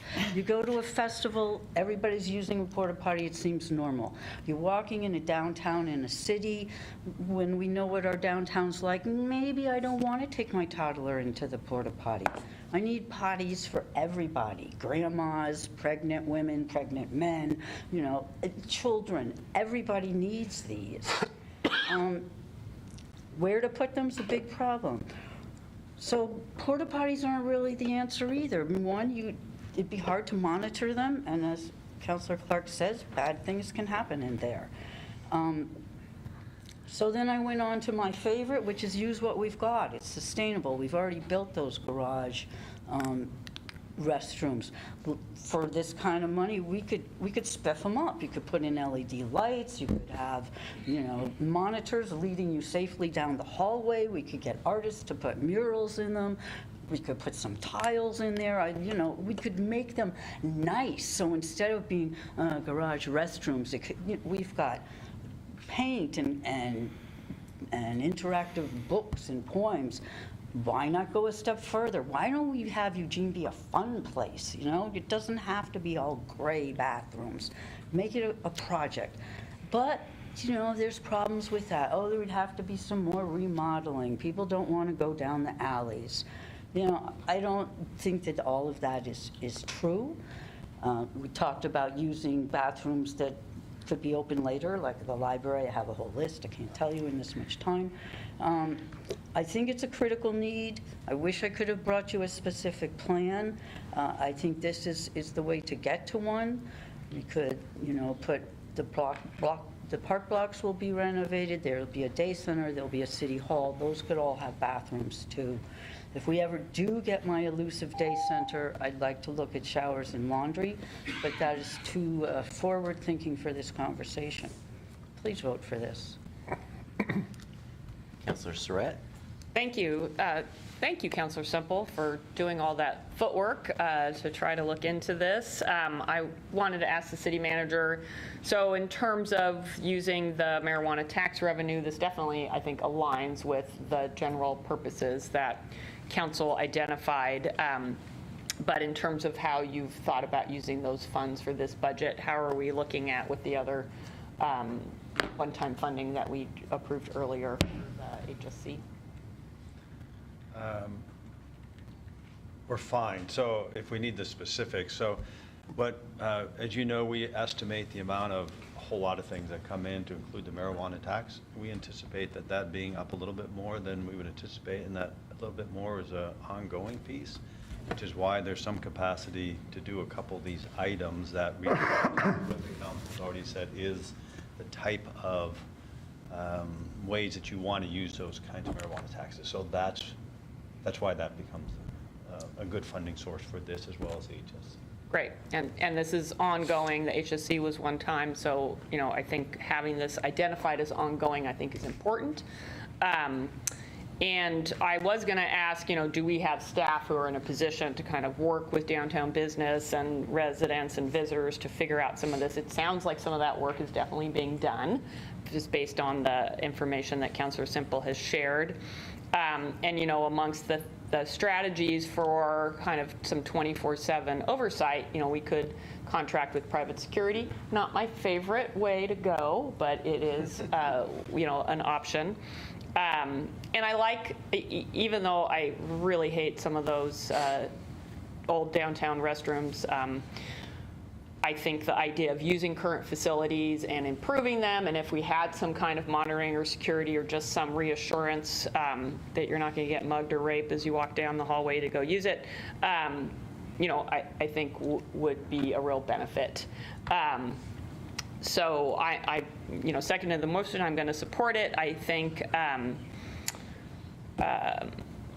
in terms of the illegal activity, that's definitely a concern. We are looking. We've beefed up our downtown patrol. We've got a street crimes unit now that is really digging into some of those chronic problems. And so I think there's a lot going on that the picture from 10 years ago is a lot different in terms of our public safety capacity, and I think will be different going forward. So thanks again, Councilor Simple, for bringing this forward. Eliza? You asked, Councilor Surratt asked the questions I was going to ask, so thank you. Councilor Zelenka? Yeah, I was going to ask the same one about the revenue side of it, but so I really much appreciate all the legwork you did on this for the last couple days, but I'm still a little bit unclear about what exactly we're buying. When I listened to what was said, what I think what you're asking for is the city manager to go and figure out how to do attended monitored porta potties with hand washing in the downtown area that would help with the sanitation problems we have there, up to $120,000 a year. But we don't have exactly a plan yet on exactly how to do that. And it may not be porta potties. Restrooms, more restrooms. Yeah, that was a proxy. Is porta potties a brand name?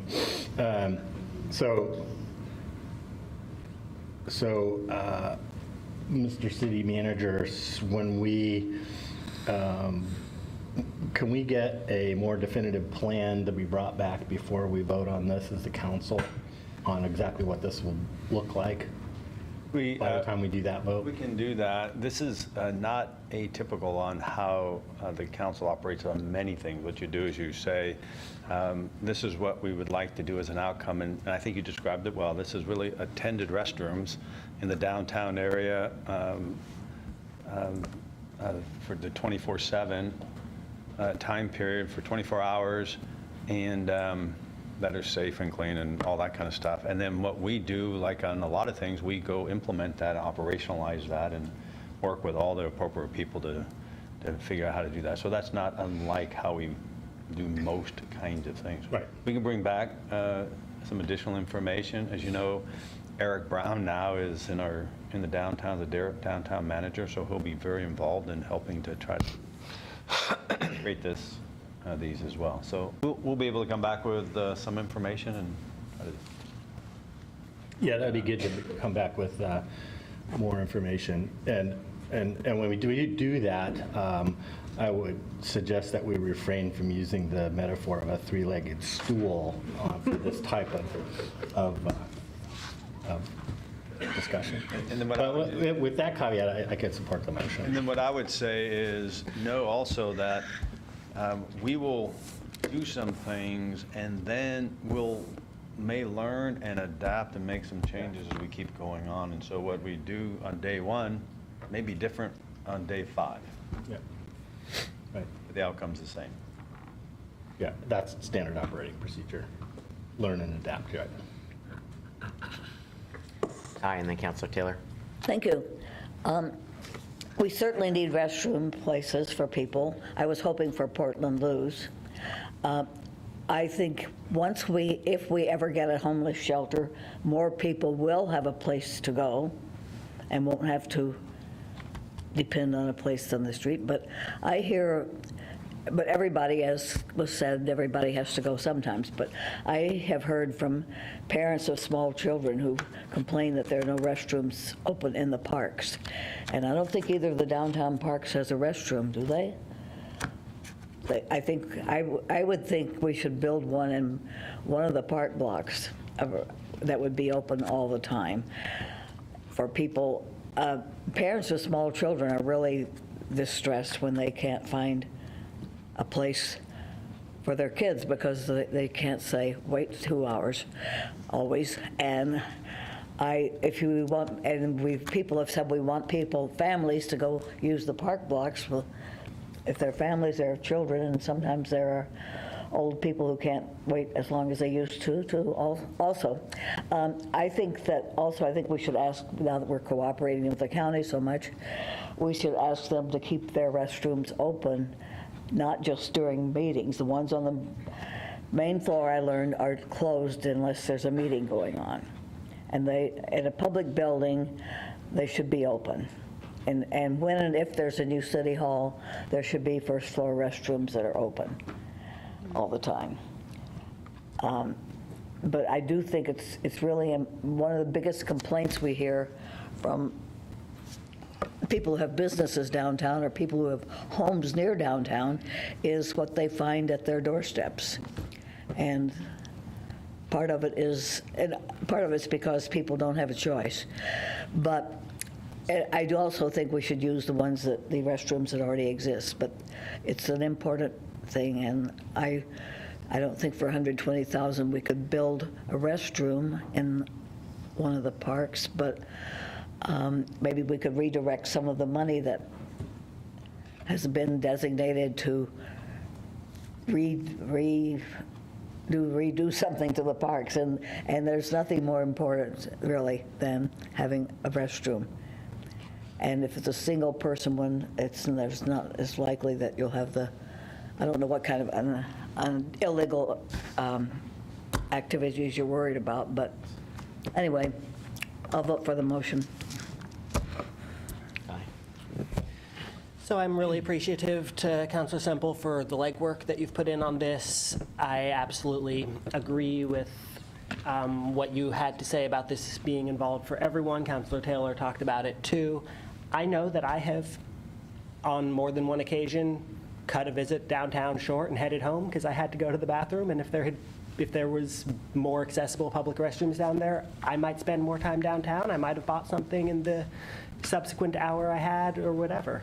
So it's definitely a broad value to the full community, and I'm really glad we're pursuing it. I'm glad to hear that it's being described as feasible, and that I can hear the excitement coming from the city manager, the assistant city manager, that this is definitely doable, which is great. As for the issues of public safety being why in the past we closed it, I also want to point out that there's public safety issues with not having the restrooms. At the individual level, certainly, not being able to go to the bathroom when you need to is something we've all experienced. We know how unpleasant that is, and if you don't have a home to go back to, like I did, then there's no relief available, and that is an extremely unsafe situation, especially in the long term. In addition, the alternatives that people find in that situation absolutely create public health hazards. We've seen in other communities some pretty serious disease outbreaks around the lack of sanitation facilities for people and the waste that that results in. I'd rather not wait until we have an outbreak here and then try to react to it. So I think that there's a very strong public safety argument to be made for why we need public restroom access downtown. I also think it fits with our broader city goals of making downtown more accessible for everyone. I think it's just all upside and extremely needed and doable, and so I'm certainly voting yes. Councilor Semple. Thank you very much. I did want to point out that it's actually not that much money when you consider everything we're putting in there, that it will not work without at least some monitoring and attendance, and that's not enough to pay that many. But what we can do is use people we are already paying, the downtown ambassadors and the some of the security, the ASI security guards are already going through the parking garages in downtown. So it wouldn't be that we would need to hire entirely new people to do this monitoring. Some people that are already working for us could do some of that. There is a potty at the park blocks. It's a Superman's Closet, London telephone booth potty. And the good news is that starting Monday, it's going to be unlocked during the day, so you won't need to call someone to come unlock it. However, it is not available at night.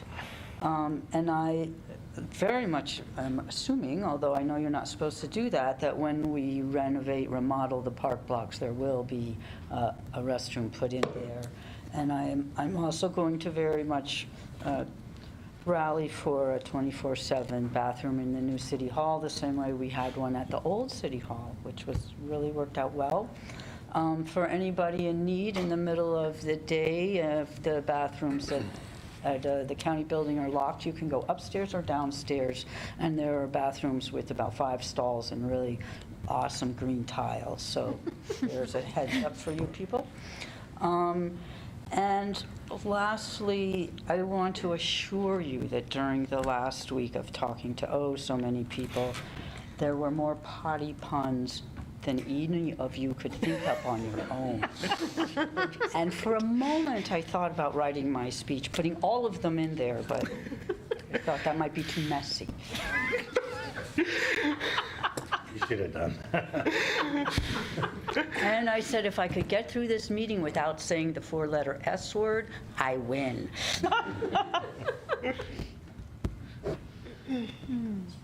Thank you. Councilor Clark. Thank you, Betty. With all due respect, you can say it as many times as you like. The choice of having them there doesn't stop what people find in their doorways in the morning. I was there for years. And it occurred while plenty of bathrooms were available. That's not the reason people do that, because they don't have any choice. That just isn't true. And I would really like to hear from the chief, because I'm hearing us talk about this as the reopening of the concrete structures in the parking garages. And I heard Councilor Charette say that we can feel secure that nobody's going to get mugged or raped. And from my understanding, that's the exact reason that we closed those, because at night and at times when there were so many young people downtown, travelers and everything else, that was exactly the problem. So I'd really like to hear how secure we actually are. And the one piece I want to remind folks of, the actual structure that is used is still part of the conversation. And so it may absolutely be the infrastructure that's already in the parking garage, or it may be something else that actually works as well or better. So I just want to make sure we're I would still being flexible in that. That's why the loos are so small and they're not very private, is to maximize public safety. in the larger city. And as we grow and more people are down there and use them, that's the whole reason they're shaped and designed the way they are. But I have grave concerns about creating more public safety issues, both with regard to drug use, specifically IV drug use, and with regard to person-on-person crimes. So Chris Skinner, your police chief here in Eugene. So the disadvantage I have is I don't have the historical perspective of kind of the before and after the last time this was attempted, or we had some of these bathrooms stood up. What I can speak to is I can speak to from a staffing perspective or availability for law enforcement to be responsive to these needs is as a reminder that our downtown team is not a 24/7 team. So we oftentimes have gaps in coverage, and we lean on our existing patrol resources from around the city to come downtown in the event that we have an issue past certain times at night.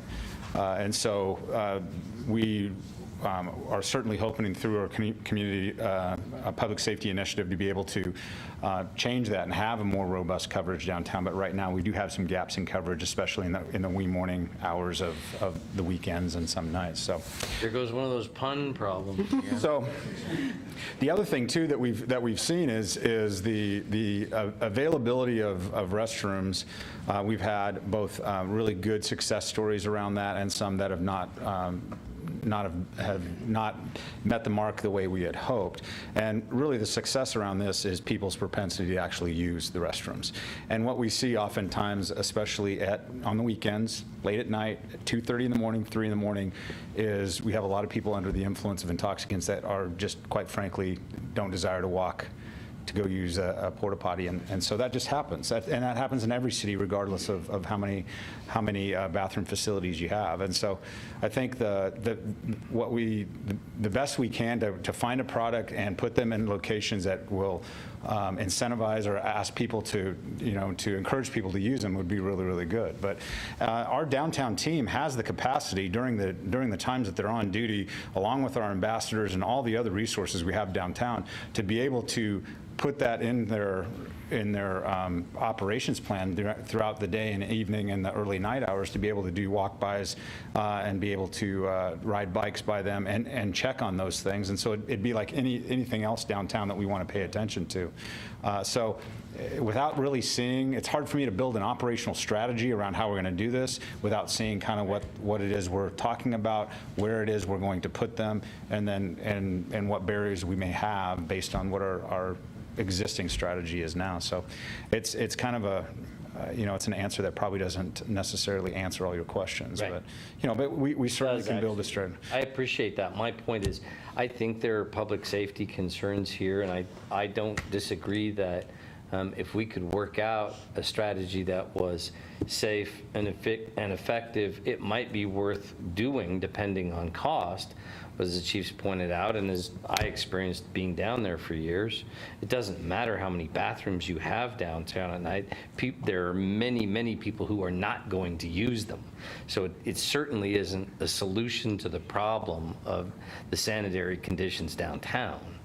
But it might be worthwhile if we can minimize the public safety concerns I would have. So before I could vote in favor of it, and I very well may, I would need a more robust plan to vote on. So thank you, sir. If I could just add one last before I step away, is every once in a while in my world there's some things where we step out in faith in an attempt to try and change the trajectory of what we're doing, and then lean on us to try and build a strategy to get you to yes on those things. Having more bathrooms downtown to try and give some relief to the downtown merchants with a lot of the defecation that we're seeing and the urination that we're seeing is one of those things that I would look forward to maybe trying to build a strategy to be able to get you to yes on. Okay, thanks. Councilor Semple and then Councilor Surratt. Just a quick anecdotal thing. It didn't last long, but when we had the protest down at the Butterfly Lot, when it got to about 20 people, had to have a restroom, just had to. And I got in touch with Sarah Maderi and we got a restroom. Up until that point, I was just inundated with emails about what you can imagine, because there were too many people down there and no place to go. For a while after we got that restroom, the complaints stopped, basically. More people came down there, there weren't more restrooms, and the problem came right back. So that just one short example that if you do provide a restroom, people will use it, and there will be less of that four-letter word on the ground. Thank you. I wouldn't want my comments that were used by Councilor Clark to be misconstrued. I wasn't stating what I think the current situation is downtown about being safe using the restrooms in the parkade. I was projecting my hope for what some additional funding and security might provide, and I really appreciate the comments of the chief of police around that. And I also appreciate the city manager mentioning in my mind, ongoing funding would give us the ability to change strategies. If we try something and it's not working and it's creating a unintended consequence, we can change and we're not losing that opportunity. And it certainly will not solve all of the problems. And there will still be people who are overserved by our bars downtown, I will note. And then engage in these antisocial activities. But it will be an improvement for people who, have their wits about them and intend to use the restroom. Ryan? First, thank you to Councilor Semple for putting this on the table. It's very much needed. As we heard last week during public comment, people in the unhoused community really want this and need this. So to address some comments that were made, if someone's going to get loaded or engage in other criminal activity, they're going to do it whether or not there's a bathroom that's accessible. There are plenty of places to hide where you can shoot up, right? It's not dependent upon there being a bathroom available. So I don't think that's a valid factor, personally, to not put forward this motion. Secondly, on a related note, members of our unhoused community are going to be downtown whether or not there are bathrooms, again, and especially as we consider locating a public shelter or navigation center. If that ends up being downtown even, there will still be possibly an increased number of unhoused people downtown, and they will not be constrained to that one site. So the point being, more accessible bathrooms around downtown will help even in that situation where there is that additional resource available. I will vote for this motion. I think there's a demonstrated need and people have asked for it. So thank you so much. Thank you. Let's move to a vote. All in favor?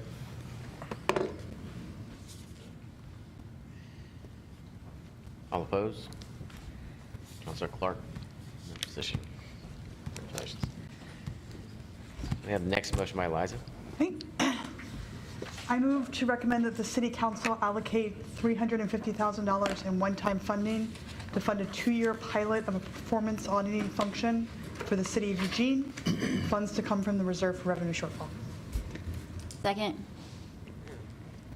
Okay, I guess I get to talk now? All right. So the city's facing a lot of crises at the moment, housing, homelessness, public safety, climate. In the past, we've pulled money out of the reserves to address bits and pieces of those crises, but to actually confront these challenges is going to take bold actions and funding for bold actions. Pulling money out of the reserves to fund a tiny percentage of the items on the unfunded need assessment isn't a sustainable solution in the long term. So how can we do more? One of the pieces of that puzzle is figuring out ways to accomplish the things that we are already doing in more effective and efficient ways so that our limited revenues can stretch further. I think the staff do their best work to use the funds that they're provided wisely. When you're working in an area every day, it can be hard to take a step back and think about how things can be improved. A performance auditor function can provide another set of eyes on key city processes, projects, and programs to help determine how they can be done better. It can help build more continuous improvement into our government functions. There was a lot of discussion last year about an auditor function for the city, and while there was much support for the concept of an auditing function, there was not consensus on what it should look like and how it should be structured. But that's part of the benefit of pilot projects. This funding would allow us to create a pilot project for an auditor function for the city take 2 years to see how such a function should be structured to be most effective based on how it is actually working, and assess if it is producing the results that we want. And we'll also get the benefit of the improvements on the specific projects or programs audited in that timeframe. The funding requested is enough to fund 1.5 to 2 FTE. This would be allow an opportunity to determine if the function is providing enough value, either in the form of cost savings or improved function and level of service to justify further investment. It is my hope that this would be used not just to conduct a few audits, but to see how this could be integrated into the city's operations in the long term. I don't believe that this auditor is going to find some unknown pot of gold somewhere in the city, but the city is facing difficult challenges that will require substantial efforts and funds to resolve. To address these problems in a fiscally responsible fashion, we'll be required to carefully examine how we accomplish our goals and deliver city services so that we are able to meet existing needs more efficiently and have the space to confront the challenges on the horizon. Hopefully, funding a performance auditor will help us achieve this. But I was going to suggest, I don't have a concern with the motion. My thing around the funding, it will not just, if it's approved, would not just be a general fund function that they will perform. And so what I will suggest is that half of the funding come from general fund, and then the other half we would put into non-general funds. In that way, because other funds would actually potentially benefit from the work. And so that's one piece that I would suggest in the particular motion.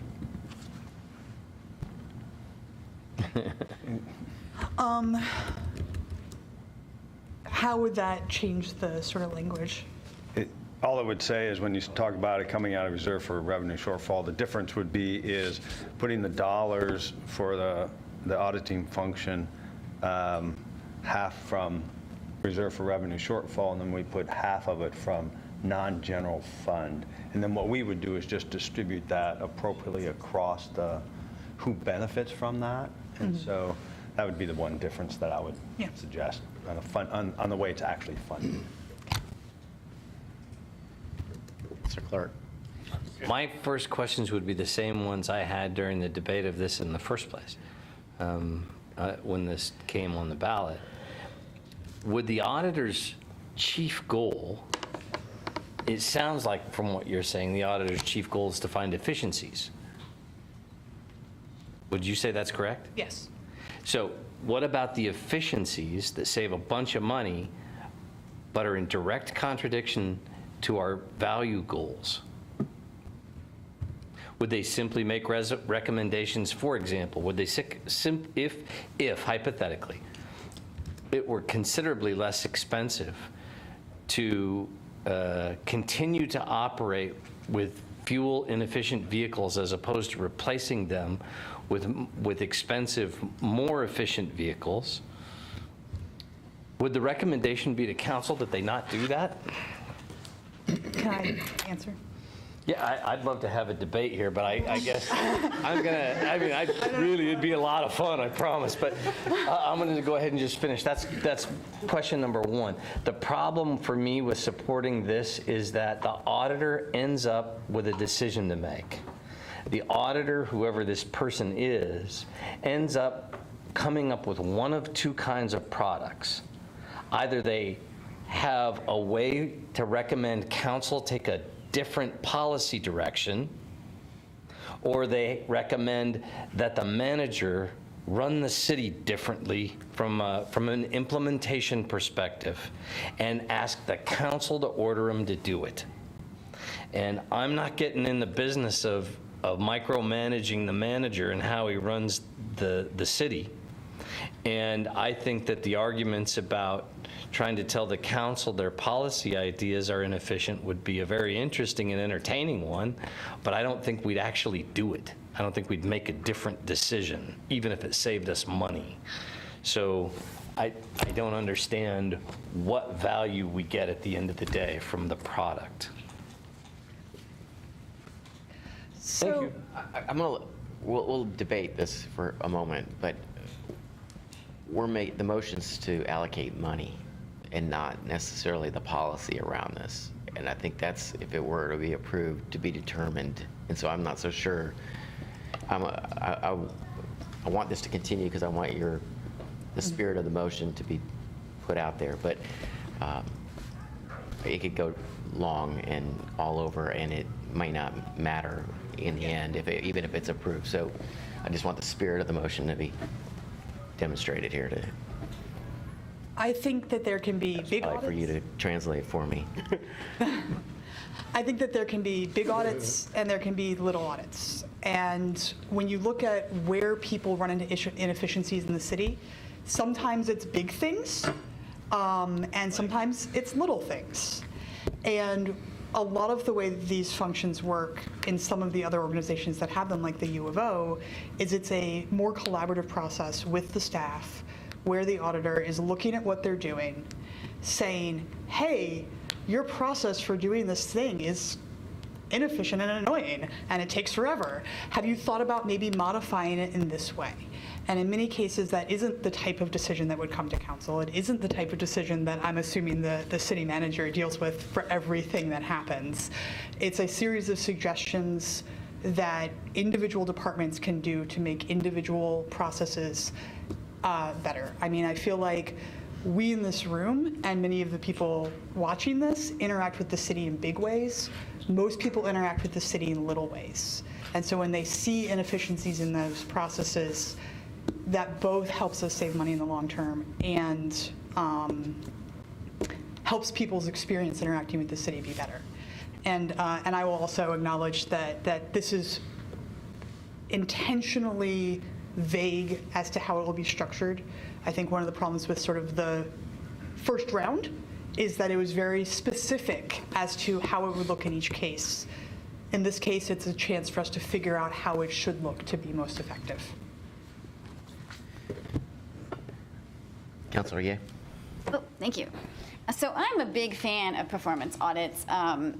Personally, I prefer third-party contracted, and I understand this motion kind of leaves that open for the city manager to figure out what is best for the organization, so I think that's great. I was recently part of a performance audit with the Travel Lane County Board. It was a very positive experience, and the board was happy with some of the benefits that we got.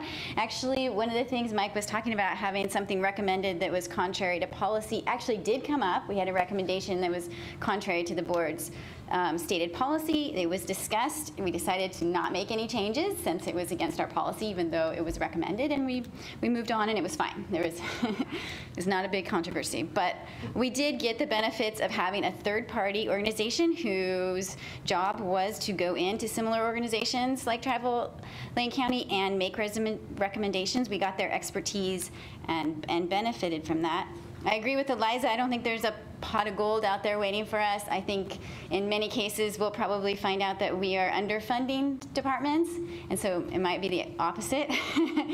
But I think there are a lot of things we can gain from a performance audit besides just finding inefficiencies. You know, it's really a great opportunity for us to look at the way we do things and get a third-party opinion, or maybe it's a staff person's opinion, and then make decisions based off of that.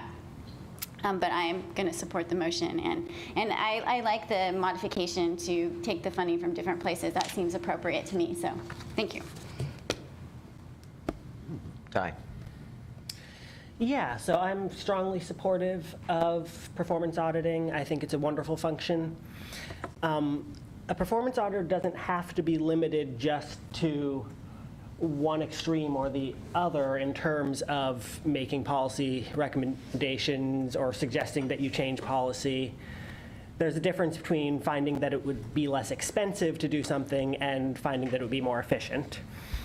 A performance auditor can look at a program and tell you whether or not the program that you've tied to a policy that has a targeted goal that you've invested a certain amount of funding in is achieving your goal. It can tell you what's working and what's not. And sometimes that's a question that is not easy to answer. There's not a lot of programs out there that the intent is fantastic. We support the program, but we don't necessarily know for sure if we're ultimately achieving what we're trying to with the money we're investing in various programs, and that's what an audit can tell you. And then that's not a definitive, there can be recommendations. It depends on the audit, it depends on the program, it depends on the results, but that information about whether or not we're achieving our goals with our investments is something that's harder to get than it sounds, and that's why there's a field focused on answering that question, and having someone answering that question for us about some of our programs where we aren't sure is a very valuable service. Obviously, auditing was hotly debated not so long ago here. And something that I found in that debate was that there was a very strong majority of people talking about it who were speaking favorably of the idea of having an auditor.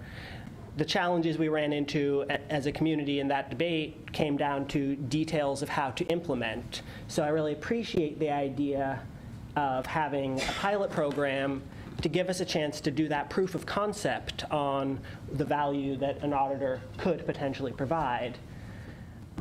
During that debate, I did serve on a committee that analyzed auditing in other communities around the country to discuss and to provide information to council about what auditing looks like and all the different ways it can be implemented. And one thing that struck me as we looked at a variety of different communities that have auditors that function in a variety of different ways was that all of them seemed to work well for the communities. There's a lot of room to get bogged down in the details, but at the end of the day, I didn't find anywhere where an auditor was a problem.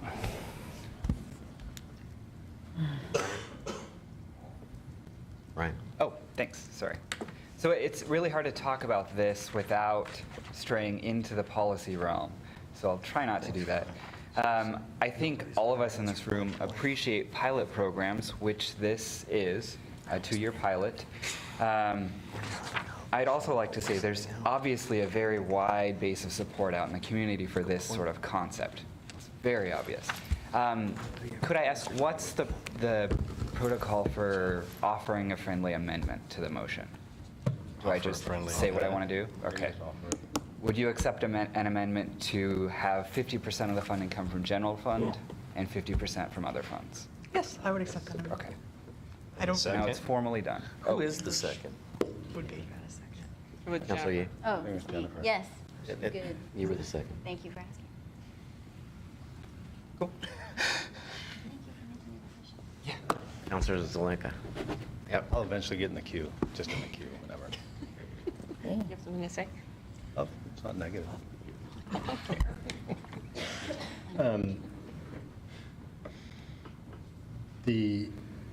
From what this says, the goal of the performance auditors basically to increase performance, and that means either customer service or the efficiency at which we do what we already do. And so increasing customer service, increasing our efficiency are very good goals. And probably a good thing that we're not debating that, because we could have 12 different opinions about what the goal should be. And so not defining it is probably a good idea. I think it's very unlikely, and always did, that the auditors actually save you money.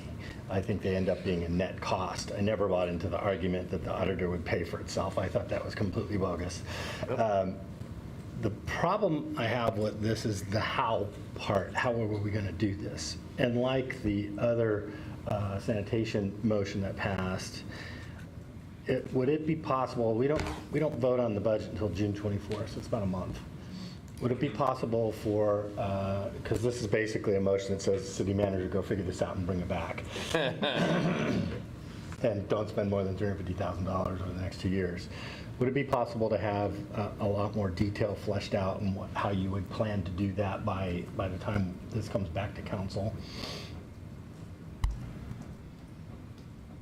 I'll take that as a yes. Well, yeah, I'm trying to think through that. Multiple ways to. At least a high-level sketch about how you do it. Yeah, so for Where you would example, do it. Not as if you just started thinking about this.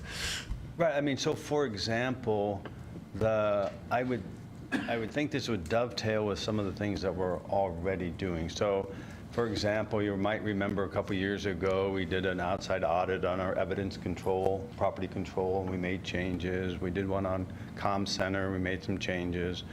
During the recession, we actually did a lot of internal auditing and eliminated $30 million out of our general fund.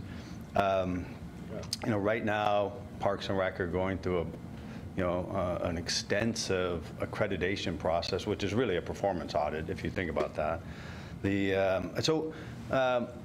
do this kind of stuff all the time, and so what I'm trying to think about is the best way that this would integrate into that existing program. And so it would provide some additional capacity to continue to do those kinds of continuous improvement, performance auditing that already exists sort of as we do on an ongoing basis. And so so I'm just trying to think about I don't know specifically how I would answer the question, but we can try to provide more information in time for your final vote on the council, and it may not be the final answer, but we'll try to provide additional information. Yeah, my next point was going to be the same, sort of similar one that you made, that it's not as if we don't do this. We do this on an ongoing basis, and we've got lots of examples of where we've done this. But so in that context, maybe this is an opportunity to use it in a way that we wouldn't normally use it. A lot of audits are done by people who aren't specifically qualified to know about a particular area. And maybe if we use this money to hire independent contractors for specific areas outside the norm of what we an auditor, a general auditor would do, and then we could target things that are kind of harder to get at, that require some specific knowledge. And that way we could use this money in a more effective way. Yeah, I think we'd think about that. And what we wouldn't be able to do is come back and say, here's the things that we think we would want to audit, because I'm not sure in the next month we would be ready to tell you that. And so we just have to think about it some more. So I'm not opposed to the idea. We do it a lot, and so adding more capacity, there's nothing wrong with that. It's just, I just don't know. We won't be able to give you probably as much as you would like by June, but we'll try to give you something. That's okay, I'm used to that. Yeah. We could audit that. How come we don't get as much information as we usually want? Well, yeah, so if we could get something back by the time we bring this back up in June 24th for our meeting on the budget, that would be very helpful. Without the word independent. Oh, there were like a bunch of words that got left out. Yeah, I think adding words to it makes it more controversial. You're next. My turn? Thank you. A group of citizens, a large group of citizens, spent many months working on a ballot measure for a performance auditor, which was to be an elected auditor. They did a lot of studying and looked at auditors, looked at records of auditors in other communities. Then council interfered with the vote by putting another competing ballot measure on the ballot for an appointed auditor. I think that if we want to, I'm opposed to our doing something else that's in direct conflict with what citizens worked for so long. If the council wanted to put on the ballot the citizen initiative and give it a chance by itself, I would vote for that, but that's a council decision. Thank you. Did you want to be in the? No, I actually You was. finished there? Okay. Yeah, I was fine with So we have Councilors Semple next. I don't want a lot of time spent on the details planned out of this position, especially since we might not approve it. And that doesn't make sense to me to spend that precious time. I'm not interested in this. I think we're still too raw from the last auditor situation. I don't see this as really making a difference in anything, and thank you for bringing it forward, but I don't want it. Thank you very much for putting it forward. I'm in favor of the concept in general, whether it's the initiative that went forward or, I think the position ought to be independent. And, much like we talked about the multicultural liaison, be, high enough in the hierarchy of, city government to be able to cross departments and look at things. What I would envision personally, to respond to Mike's concern would be that they could look at some of the studies that have already been done, some of the consultants that we've already paid, and, see what's actually been completed from those studies and what has yet to be done or just perhaps got ignored, but also have the ability to look across departments and say, well, maybe the dispatch center has a higher priority than the library or something like that. And not to place value, but to go, the net effect of something, that in this department will actually have a greater benefit than something in this other department that might improve performance, but won't have a net benefit for the city as a whole. My drawback is right now with some of the other big stuff that we have coming up with, community safety initiative and the homelessness and the city health, if we had those things behind us, I would be on board 100%, but given we have some pretty major things, and if they don't get worked out in the upcoming time, next year's budget deliberations is going to get festive, that we need to deal with those major things first. And so if this came up in a couple of years, once we've dealt with those major problems, I'm on board 100%. But I think I would hate to see this money be what keeps us from being able to fully implement the TAC report or, hire the officers that Chief Skinner says we need. Councilor Surratt. Thank you. So I'm ambivalent about this motion. I'm ambivalent about the value of ongoing auditor position. I know the motion isn't specifying that, but it could lead down that path. And I can't help but point out that if that citizen ballot measure had passed, we would not be having this relatively sleepy budget committee meeting. We would have a huge hole in our general fund budget because that position would have been entitled to so much of our general fund money right off the top without any discussion. But in this case, speaking of this motion, some of the things folks have already spoken to, who would decide which programs this auditor would be looking at? Would they, either we would have to come up with the vision, the city council, for what we want to see reviewed, or we turn it over to the city manager to decide, and he might form a citizen committee, but he wouldn't be obligated to do that. And in contrast to the multicultural liaison position, which had been scoped out pretty thoroughly and vetted by one of our own city commissions, this item doesn't have that same parameters or mission statement attached to it. So, I would prefer that the city council or a city-appointed committee or perhaps a mayor-appointed committee scope out this question further before we allocate general fund or other fund dollars to it. I might be inclined more to support an outside auditor of the kind Councilor Ye described Travel and County using, but even then, I'm not sure I'm ready to support this motion this evening. Go to Mayor Bennett.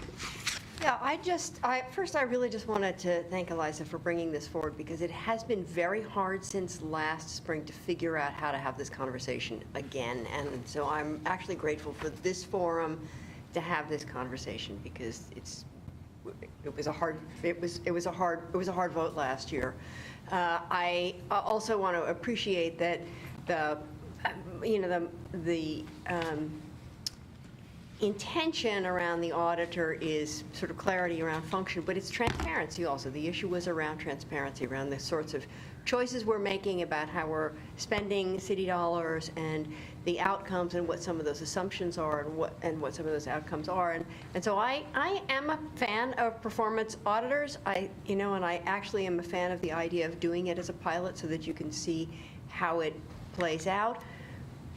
But I think if the budget committee doesn't feel ready to look at it this time, I'm just actually really glad it's back on the table, because I think it would be good for us to have a conversation about how we might do this effectively, whether that's a contract or not, maybe taking a little more time to do that. But I really appreciate the conversation and think it would be I think it would be of value to the city.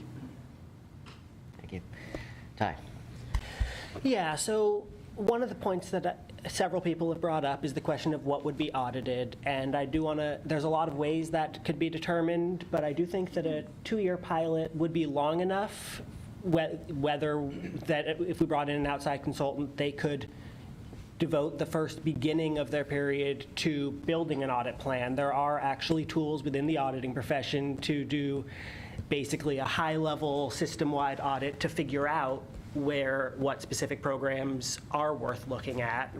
I won't go into details, but that is a process that exists, and that would, I imagine, if we went with a 2-year pilot program, be where we would start. It wouldn't be long enough probably to convene a citizen audit committee like the county has, which would probably be a better fit if we were talking about a permanent position. But in a pilot program, I think giving the auditor that opportunity to put together an audit plan over their first beginning of those 2 years, and then have the remainder of the time to implement whatever audits they find would be most valuable.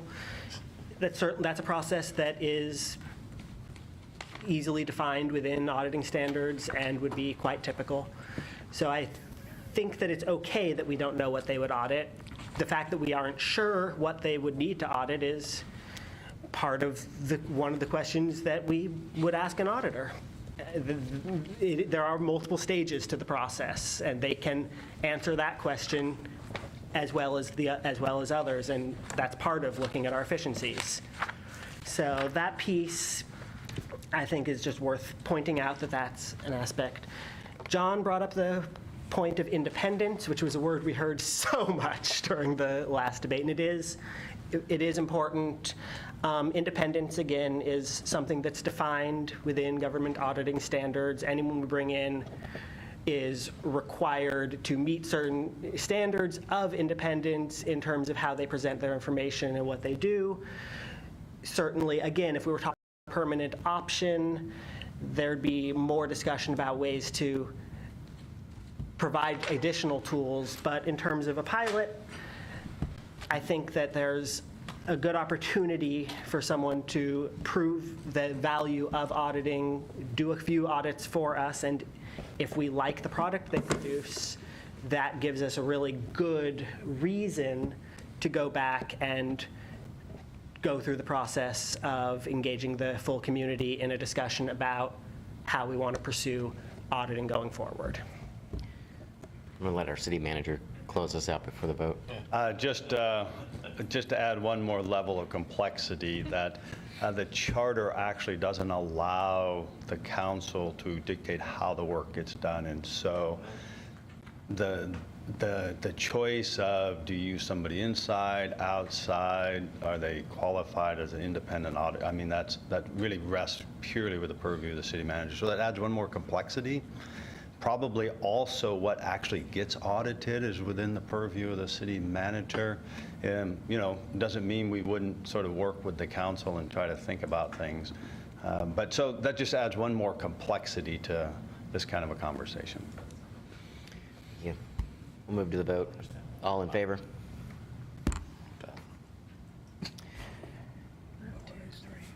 Four. Opposed? Counselor Surratt, Sean, Counselor Zelenka, Counselor Taylor, Counselor Clark, Counselor Semple, myself, and John. Motion does not pass. We have a last procedural motion by Sean. Brian, sorry. Move to recommend that the City Council direct the City Manager to determine startup and ongoing costs for a revolving loan program to assist renters in Eugene with paying their security deposits and to place this program on the 2020 unfunded needs assessment. Do we have a second? Second. Counselor, or So I've been a renter for my entire adult life, and there have been units that I have been prohibited from renting due solely to a high security deposit. I otherwise could have afforded the monthly rent, and I know this is a very common experience around Eugene. This motion does not have a dollar amount attached to it. It's simply to evaluate what it would take to implement something like this. Tenancy supports are a very much needed thing in our area, and this would be a first step to enable council to take a future action or to talk about policy. And that's it. Counselor Clark. I appreciate the sentiment behind this. I think part of it is going to be addressed with TAC report implementation to a degree. Not broadly and generally, but supports and keeping people in and helping with barriers to entry being minimized. I would suggest to you, however, that the way we minimize income and wealth inequality more effectively than any other way, and this is an MIT study that was done 4 years ago, is with home ownership. Springfield as a community does down payment assistance with NEDCO, and I think because I'm in that field, I didn't recommend it because it looks like a conflict. But I couldn't feel more strongly, based on the information I've learned over time, that the best way for us to decrease both income and wealth inequality, and for us to help create more housing stability, is for us to have more down payment assistance, like the city of Springfield does, with regard to purchasing homes. So I'd love to have us debate that at some point. Counselor Zelenka. Yeah, part of the conversation we had about the construction excise tax, or CET, was what do we do with the money once we get it? And one of the things that we've been floating around, and I gather we're going to do, is have a conversation at the council level about what are the priorities for that money and how the allegation gets put forward. Not specific programs, but where do we want the money to kind of go? Do we want to go towards affordable housing units? Do we want to go towards renter assistance? Do we want to go through navigators? Do we want, whatever those kind of big buckets are, with specifics to be filled in later by staff and other folks. So in that context, I like this idea, and that it helps kind of give a sense of the kinds of things, in this case, one particular thing that we could be doing with the CET money, and also the money that might be used around the TAC report that Mike was referring to. So I kind of like the way that this is going. It's one thing, I think, of many. I think there's going to be another report that's coming out pretty soon on the task force for renters. We're going to see in a couple of months, and that is going to have a whole list of things that will help create stability in renters and keeping them from going into homelessness and instability of housing. So that, along with this, along with the TAC report, along with the other ideas that we have on the CET, all kind of will build a picture about what we could do to increase affordable housing supply and keep people in housing so they don't fall off into instability. So with that, I kind of like the motion, so I'm going to support it. Semple? Thank you. This is something I'm very interested in. I talked a bunch, maybe not so much at council, but talked to John about it, of a loan, not just for this, but to prevent homelessness. You know, the scenario, you break your leg, you can't go to work, your leg's going to heal, you'll get your job back, but right now you can't pay your rent, or the car broke, you lost your child care, whatever. And if you get out on the streets, now you've got to have not just security, but first and last, and money to get eWeb started.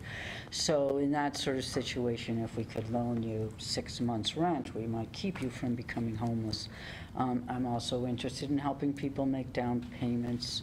So this, you know, fits into something that I'm extremely interested in. I'm not 100% sure that it's something the city needs to be doing. I mean, it looks to me like maybe we could get banks or rich people or churches or something to get into this. But regardless, I think that with homelessness being and so hard and our rents being so high, that I will support this. I hope that it would become bigger. I also think it's important that we make something for our renters. We talk a lot about housing and that we don't have enough and that we need more places to rent. This would at least help people stay housed, and so kind of surprising myself, but I'm going to support it. Councilor Surratt? Yeah, I think I'll support it too, though I can't remember a time that this budget committee recommended putting something on the unfunded needs list, but that's all right. And I just wanted to It's a vehicle. piggyback a little bit on what Councilor Zelenka was saying and Councilor Clark. I think, you know, I definitely have my eye on the CET as a place to do this, but we can do both, renter assistance and mortgage assistance, and, you know, maybe Nedco's we should be working with them on down payments. Not every renter is ready or wants to be a homeowner. And I think we can find ways to support people in whichever place they are in terms of their housing needs. Councilor Taylor? I think it's a good idea, but I think it should be a part of our plan to prevent homelessness. I'm not ready to vote for a specific amount at this time. Yeah. Councilor Clark? Yeah, I'd like to offer the friendly amendment to add the words "and down payment assistance program," so that they're seen as separate. And I would accept that amendment.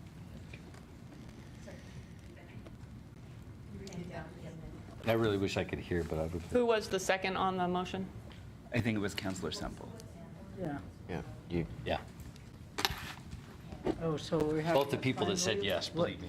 What was the friendly? So we would change it from just helping renters to also helping. And down payment assistance. To have him Well, bring then it can back. I add in my people who, you know, need to keep their rent going for 6 months?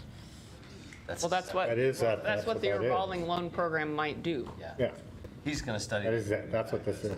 But it says just with paying their security deposits. And I want the guy that broke his leg to not get homeless, so can, you know, if I That's already accept covered in that, the can I put another friendly on it? You can offer that friendly. The question is, do you accept this one? I know, but I'm not sure if I will accept that one until I know whether or not I can make my own. Well, that's You can add more friendlies if. Got to decide. You can always offer additional friendlies if the maker of the motion would choose to do that. If the maker of the motion doesn't want to, you could also move to just amend it, which is a little bit more of the formal process. Which I would say such as, and then you can laundry list it. What he said, I'd live with such as. And then you can add yours in and his in. Sure, put in such as and let me read it. Such as paying security deposits, down payment assistance, and. Ryan, are you good with that? So I would like to allow some sort of a specific number of additional programs or projects to be evaluated, but I fear that if we say something like such as, there's a whole laundry list of items that could end up on there. Whereas if we limit it to specific things, I feel like that's a much easier task to bite off, and it'll give us much better results to evaluate in the future. But your audience is one guy, and I think he understands it.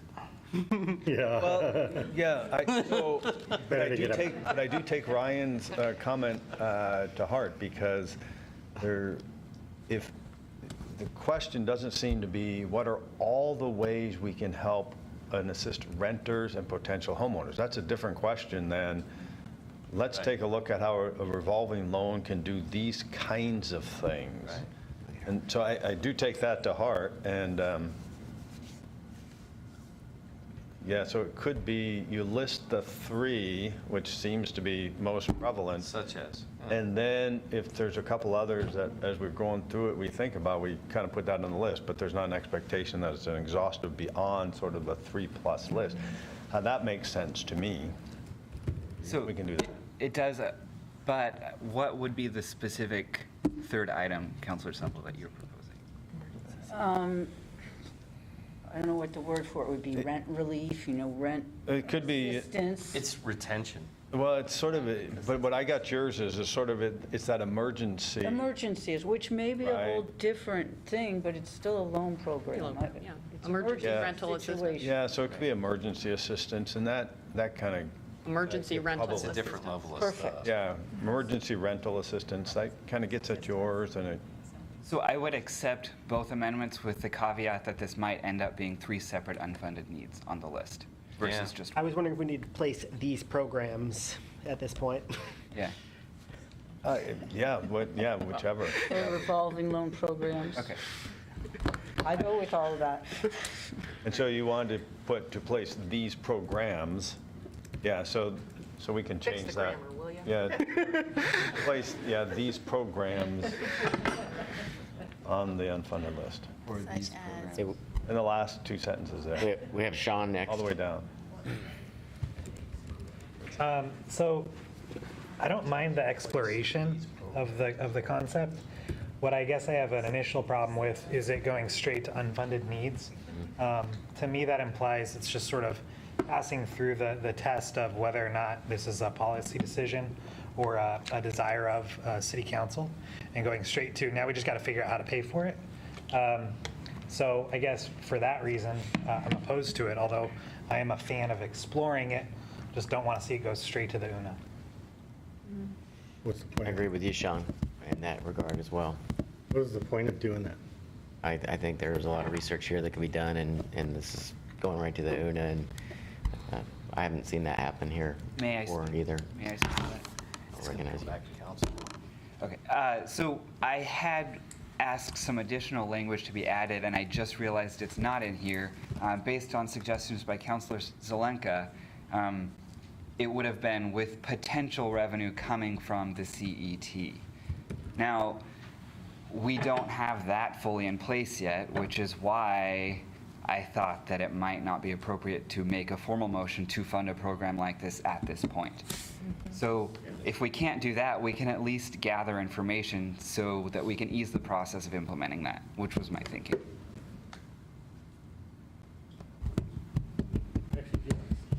I think you get the votes. We have a CET. It's not in place yet. Well, Speaking out of turn, Sorry. Chair. We're running out of time, and we have 2 more motions and some other things to take care of tonight, so I would like Ryan to address his motion and clean up any language here so that we can vote. Okay, so just reread. However you want your motion, so we all know what we're voting on. Move to recommend that the City Council direct the city manager to determine the startup and ongoing costs for revolving loan programs to assist renters in Eugene, such as with paying their security deposits, emergency rental assistance, and down payment or mortgage assistance, and to place these programs on the 2020 unfunded needs assessment. Second? Say that? I just want to point out that it says to assist renters, they wouldn't have mortgage assistance. How about residents instead of renters? There you go. Awesome. please, yeah. Takes a Betting the village. manager gets it. Thank you to whoever's typing right now. Great job. Thanks, Jamie. Is this what you want? Yes. Okay. I All in favor? 1, 2, 3, 4, 5, 6, 7, 8, 9. 9, good. Passes. All opposed? Self, Sean, Counselor Taylor. Do we have votes all the way down? Yeah, I think we did, didn't we? So that passed. Okay, we have 2 more motions for the evening. I'll turn those over to John.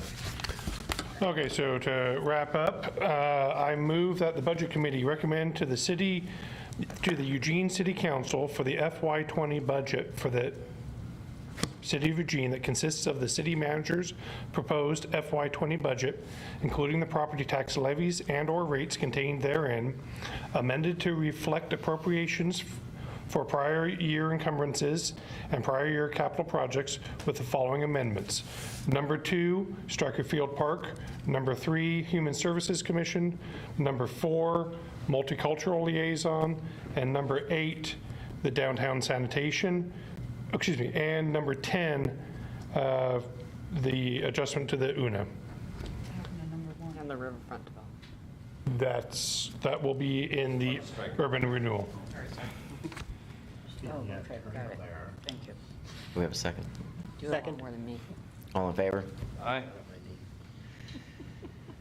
Any opposed? Counselor Taylor's opposed? Motion passes. And a budget pass. Okay, second motion, this is for the Urban Renewal Agency. I move that the Budget Committee recommend to the Eugene City Council, acting as the Urban Renewal Agency Board of Directors, the FY20 budget for the Eugene Urban Renewal Agency that consists of the city manager's FY20 proposed budget, including the property tax levies and/or rates contained therein, amended to reflect appropriations for prior year encumbrances and prior year capital projects, with the following amendment. Motion number 1, the riverfront development. Second. All in favor? Unanimous. Okay, that concludes our voting on the proposed budget and our recommendation to the City Council moving forward. I just want to take a moment and say thank you to everyone here. This is my last Budget Committee meeting. I'll be relocating to Louisiana, and I've learned as much from all of you, and I appreciate all the input, the voices. This is a fantastic Yeah,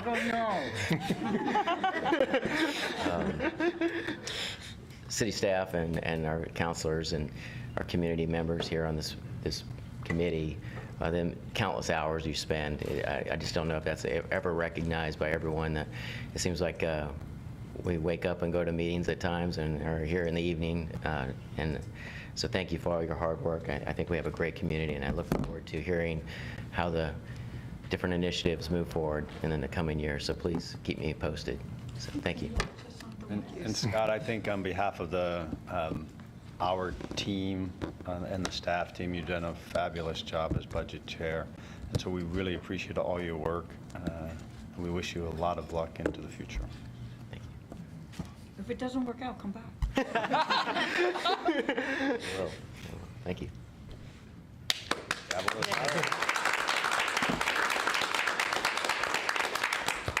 So 2 of our citizen members' terms expire this June. Ryan Moore, who has completed his first year as Budget Committee member while filling a previously vacated term, and myself, who has been on the committee since 2016. Ryan and I have both been nominated by City Council for reappointment to the Budget Committee for another term, with a vote occurring at the June 10th council meeting. As Scott previously mentioned, although his term is not expired, he will no longer be able to participate.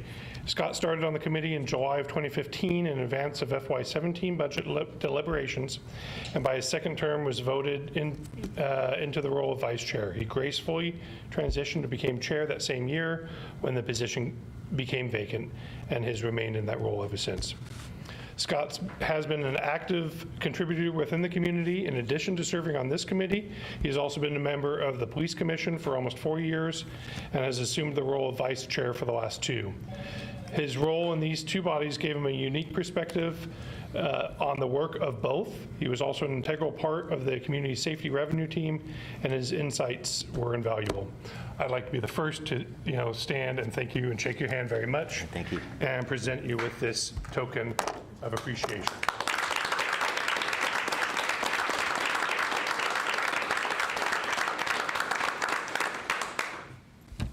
Appreciate it.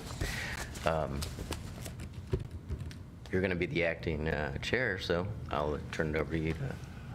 Thank you for everyone's participation this year. And in true Scott form, we're going to adjourn early.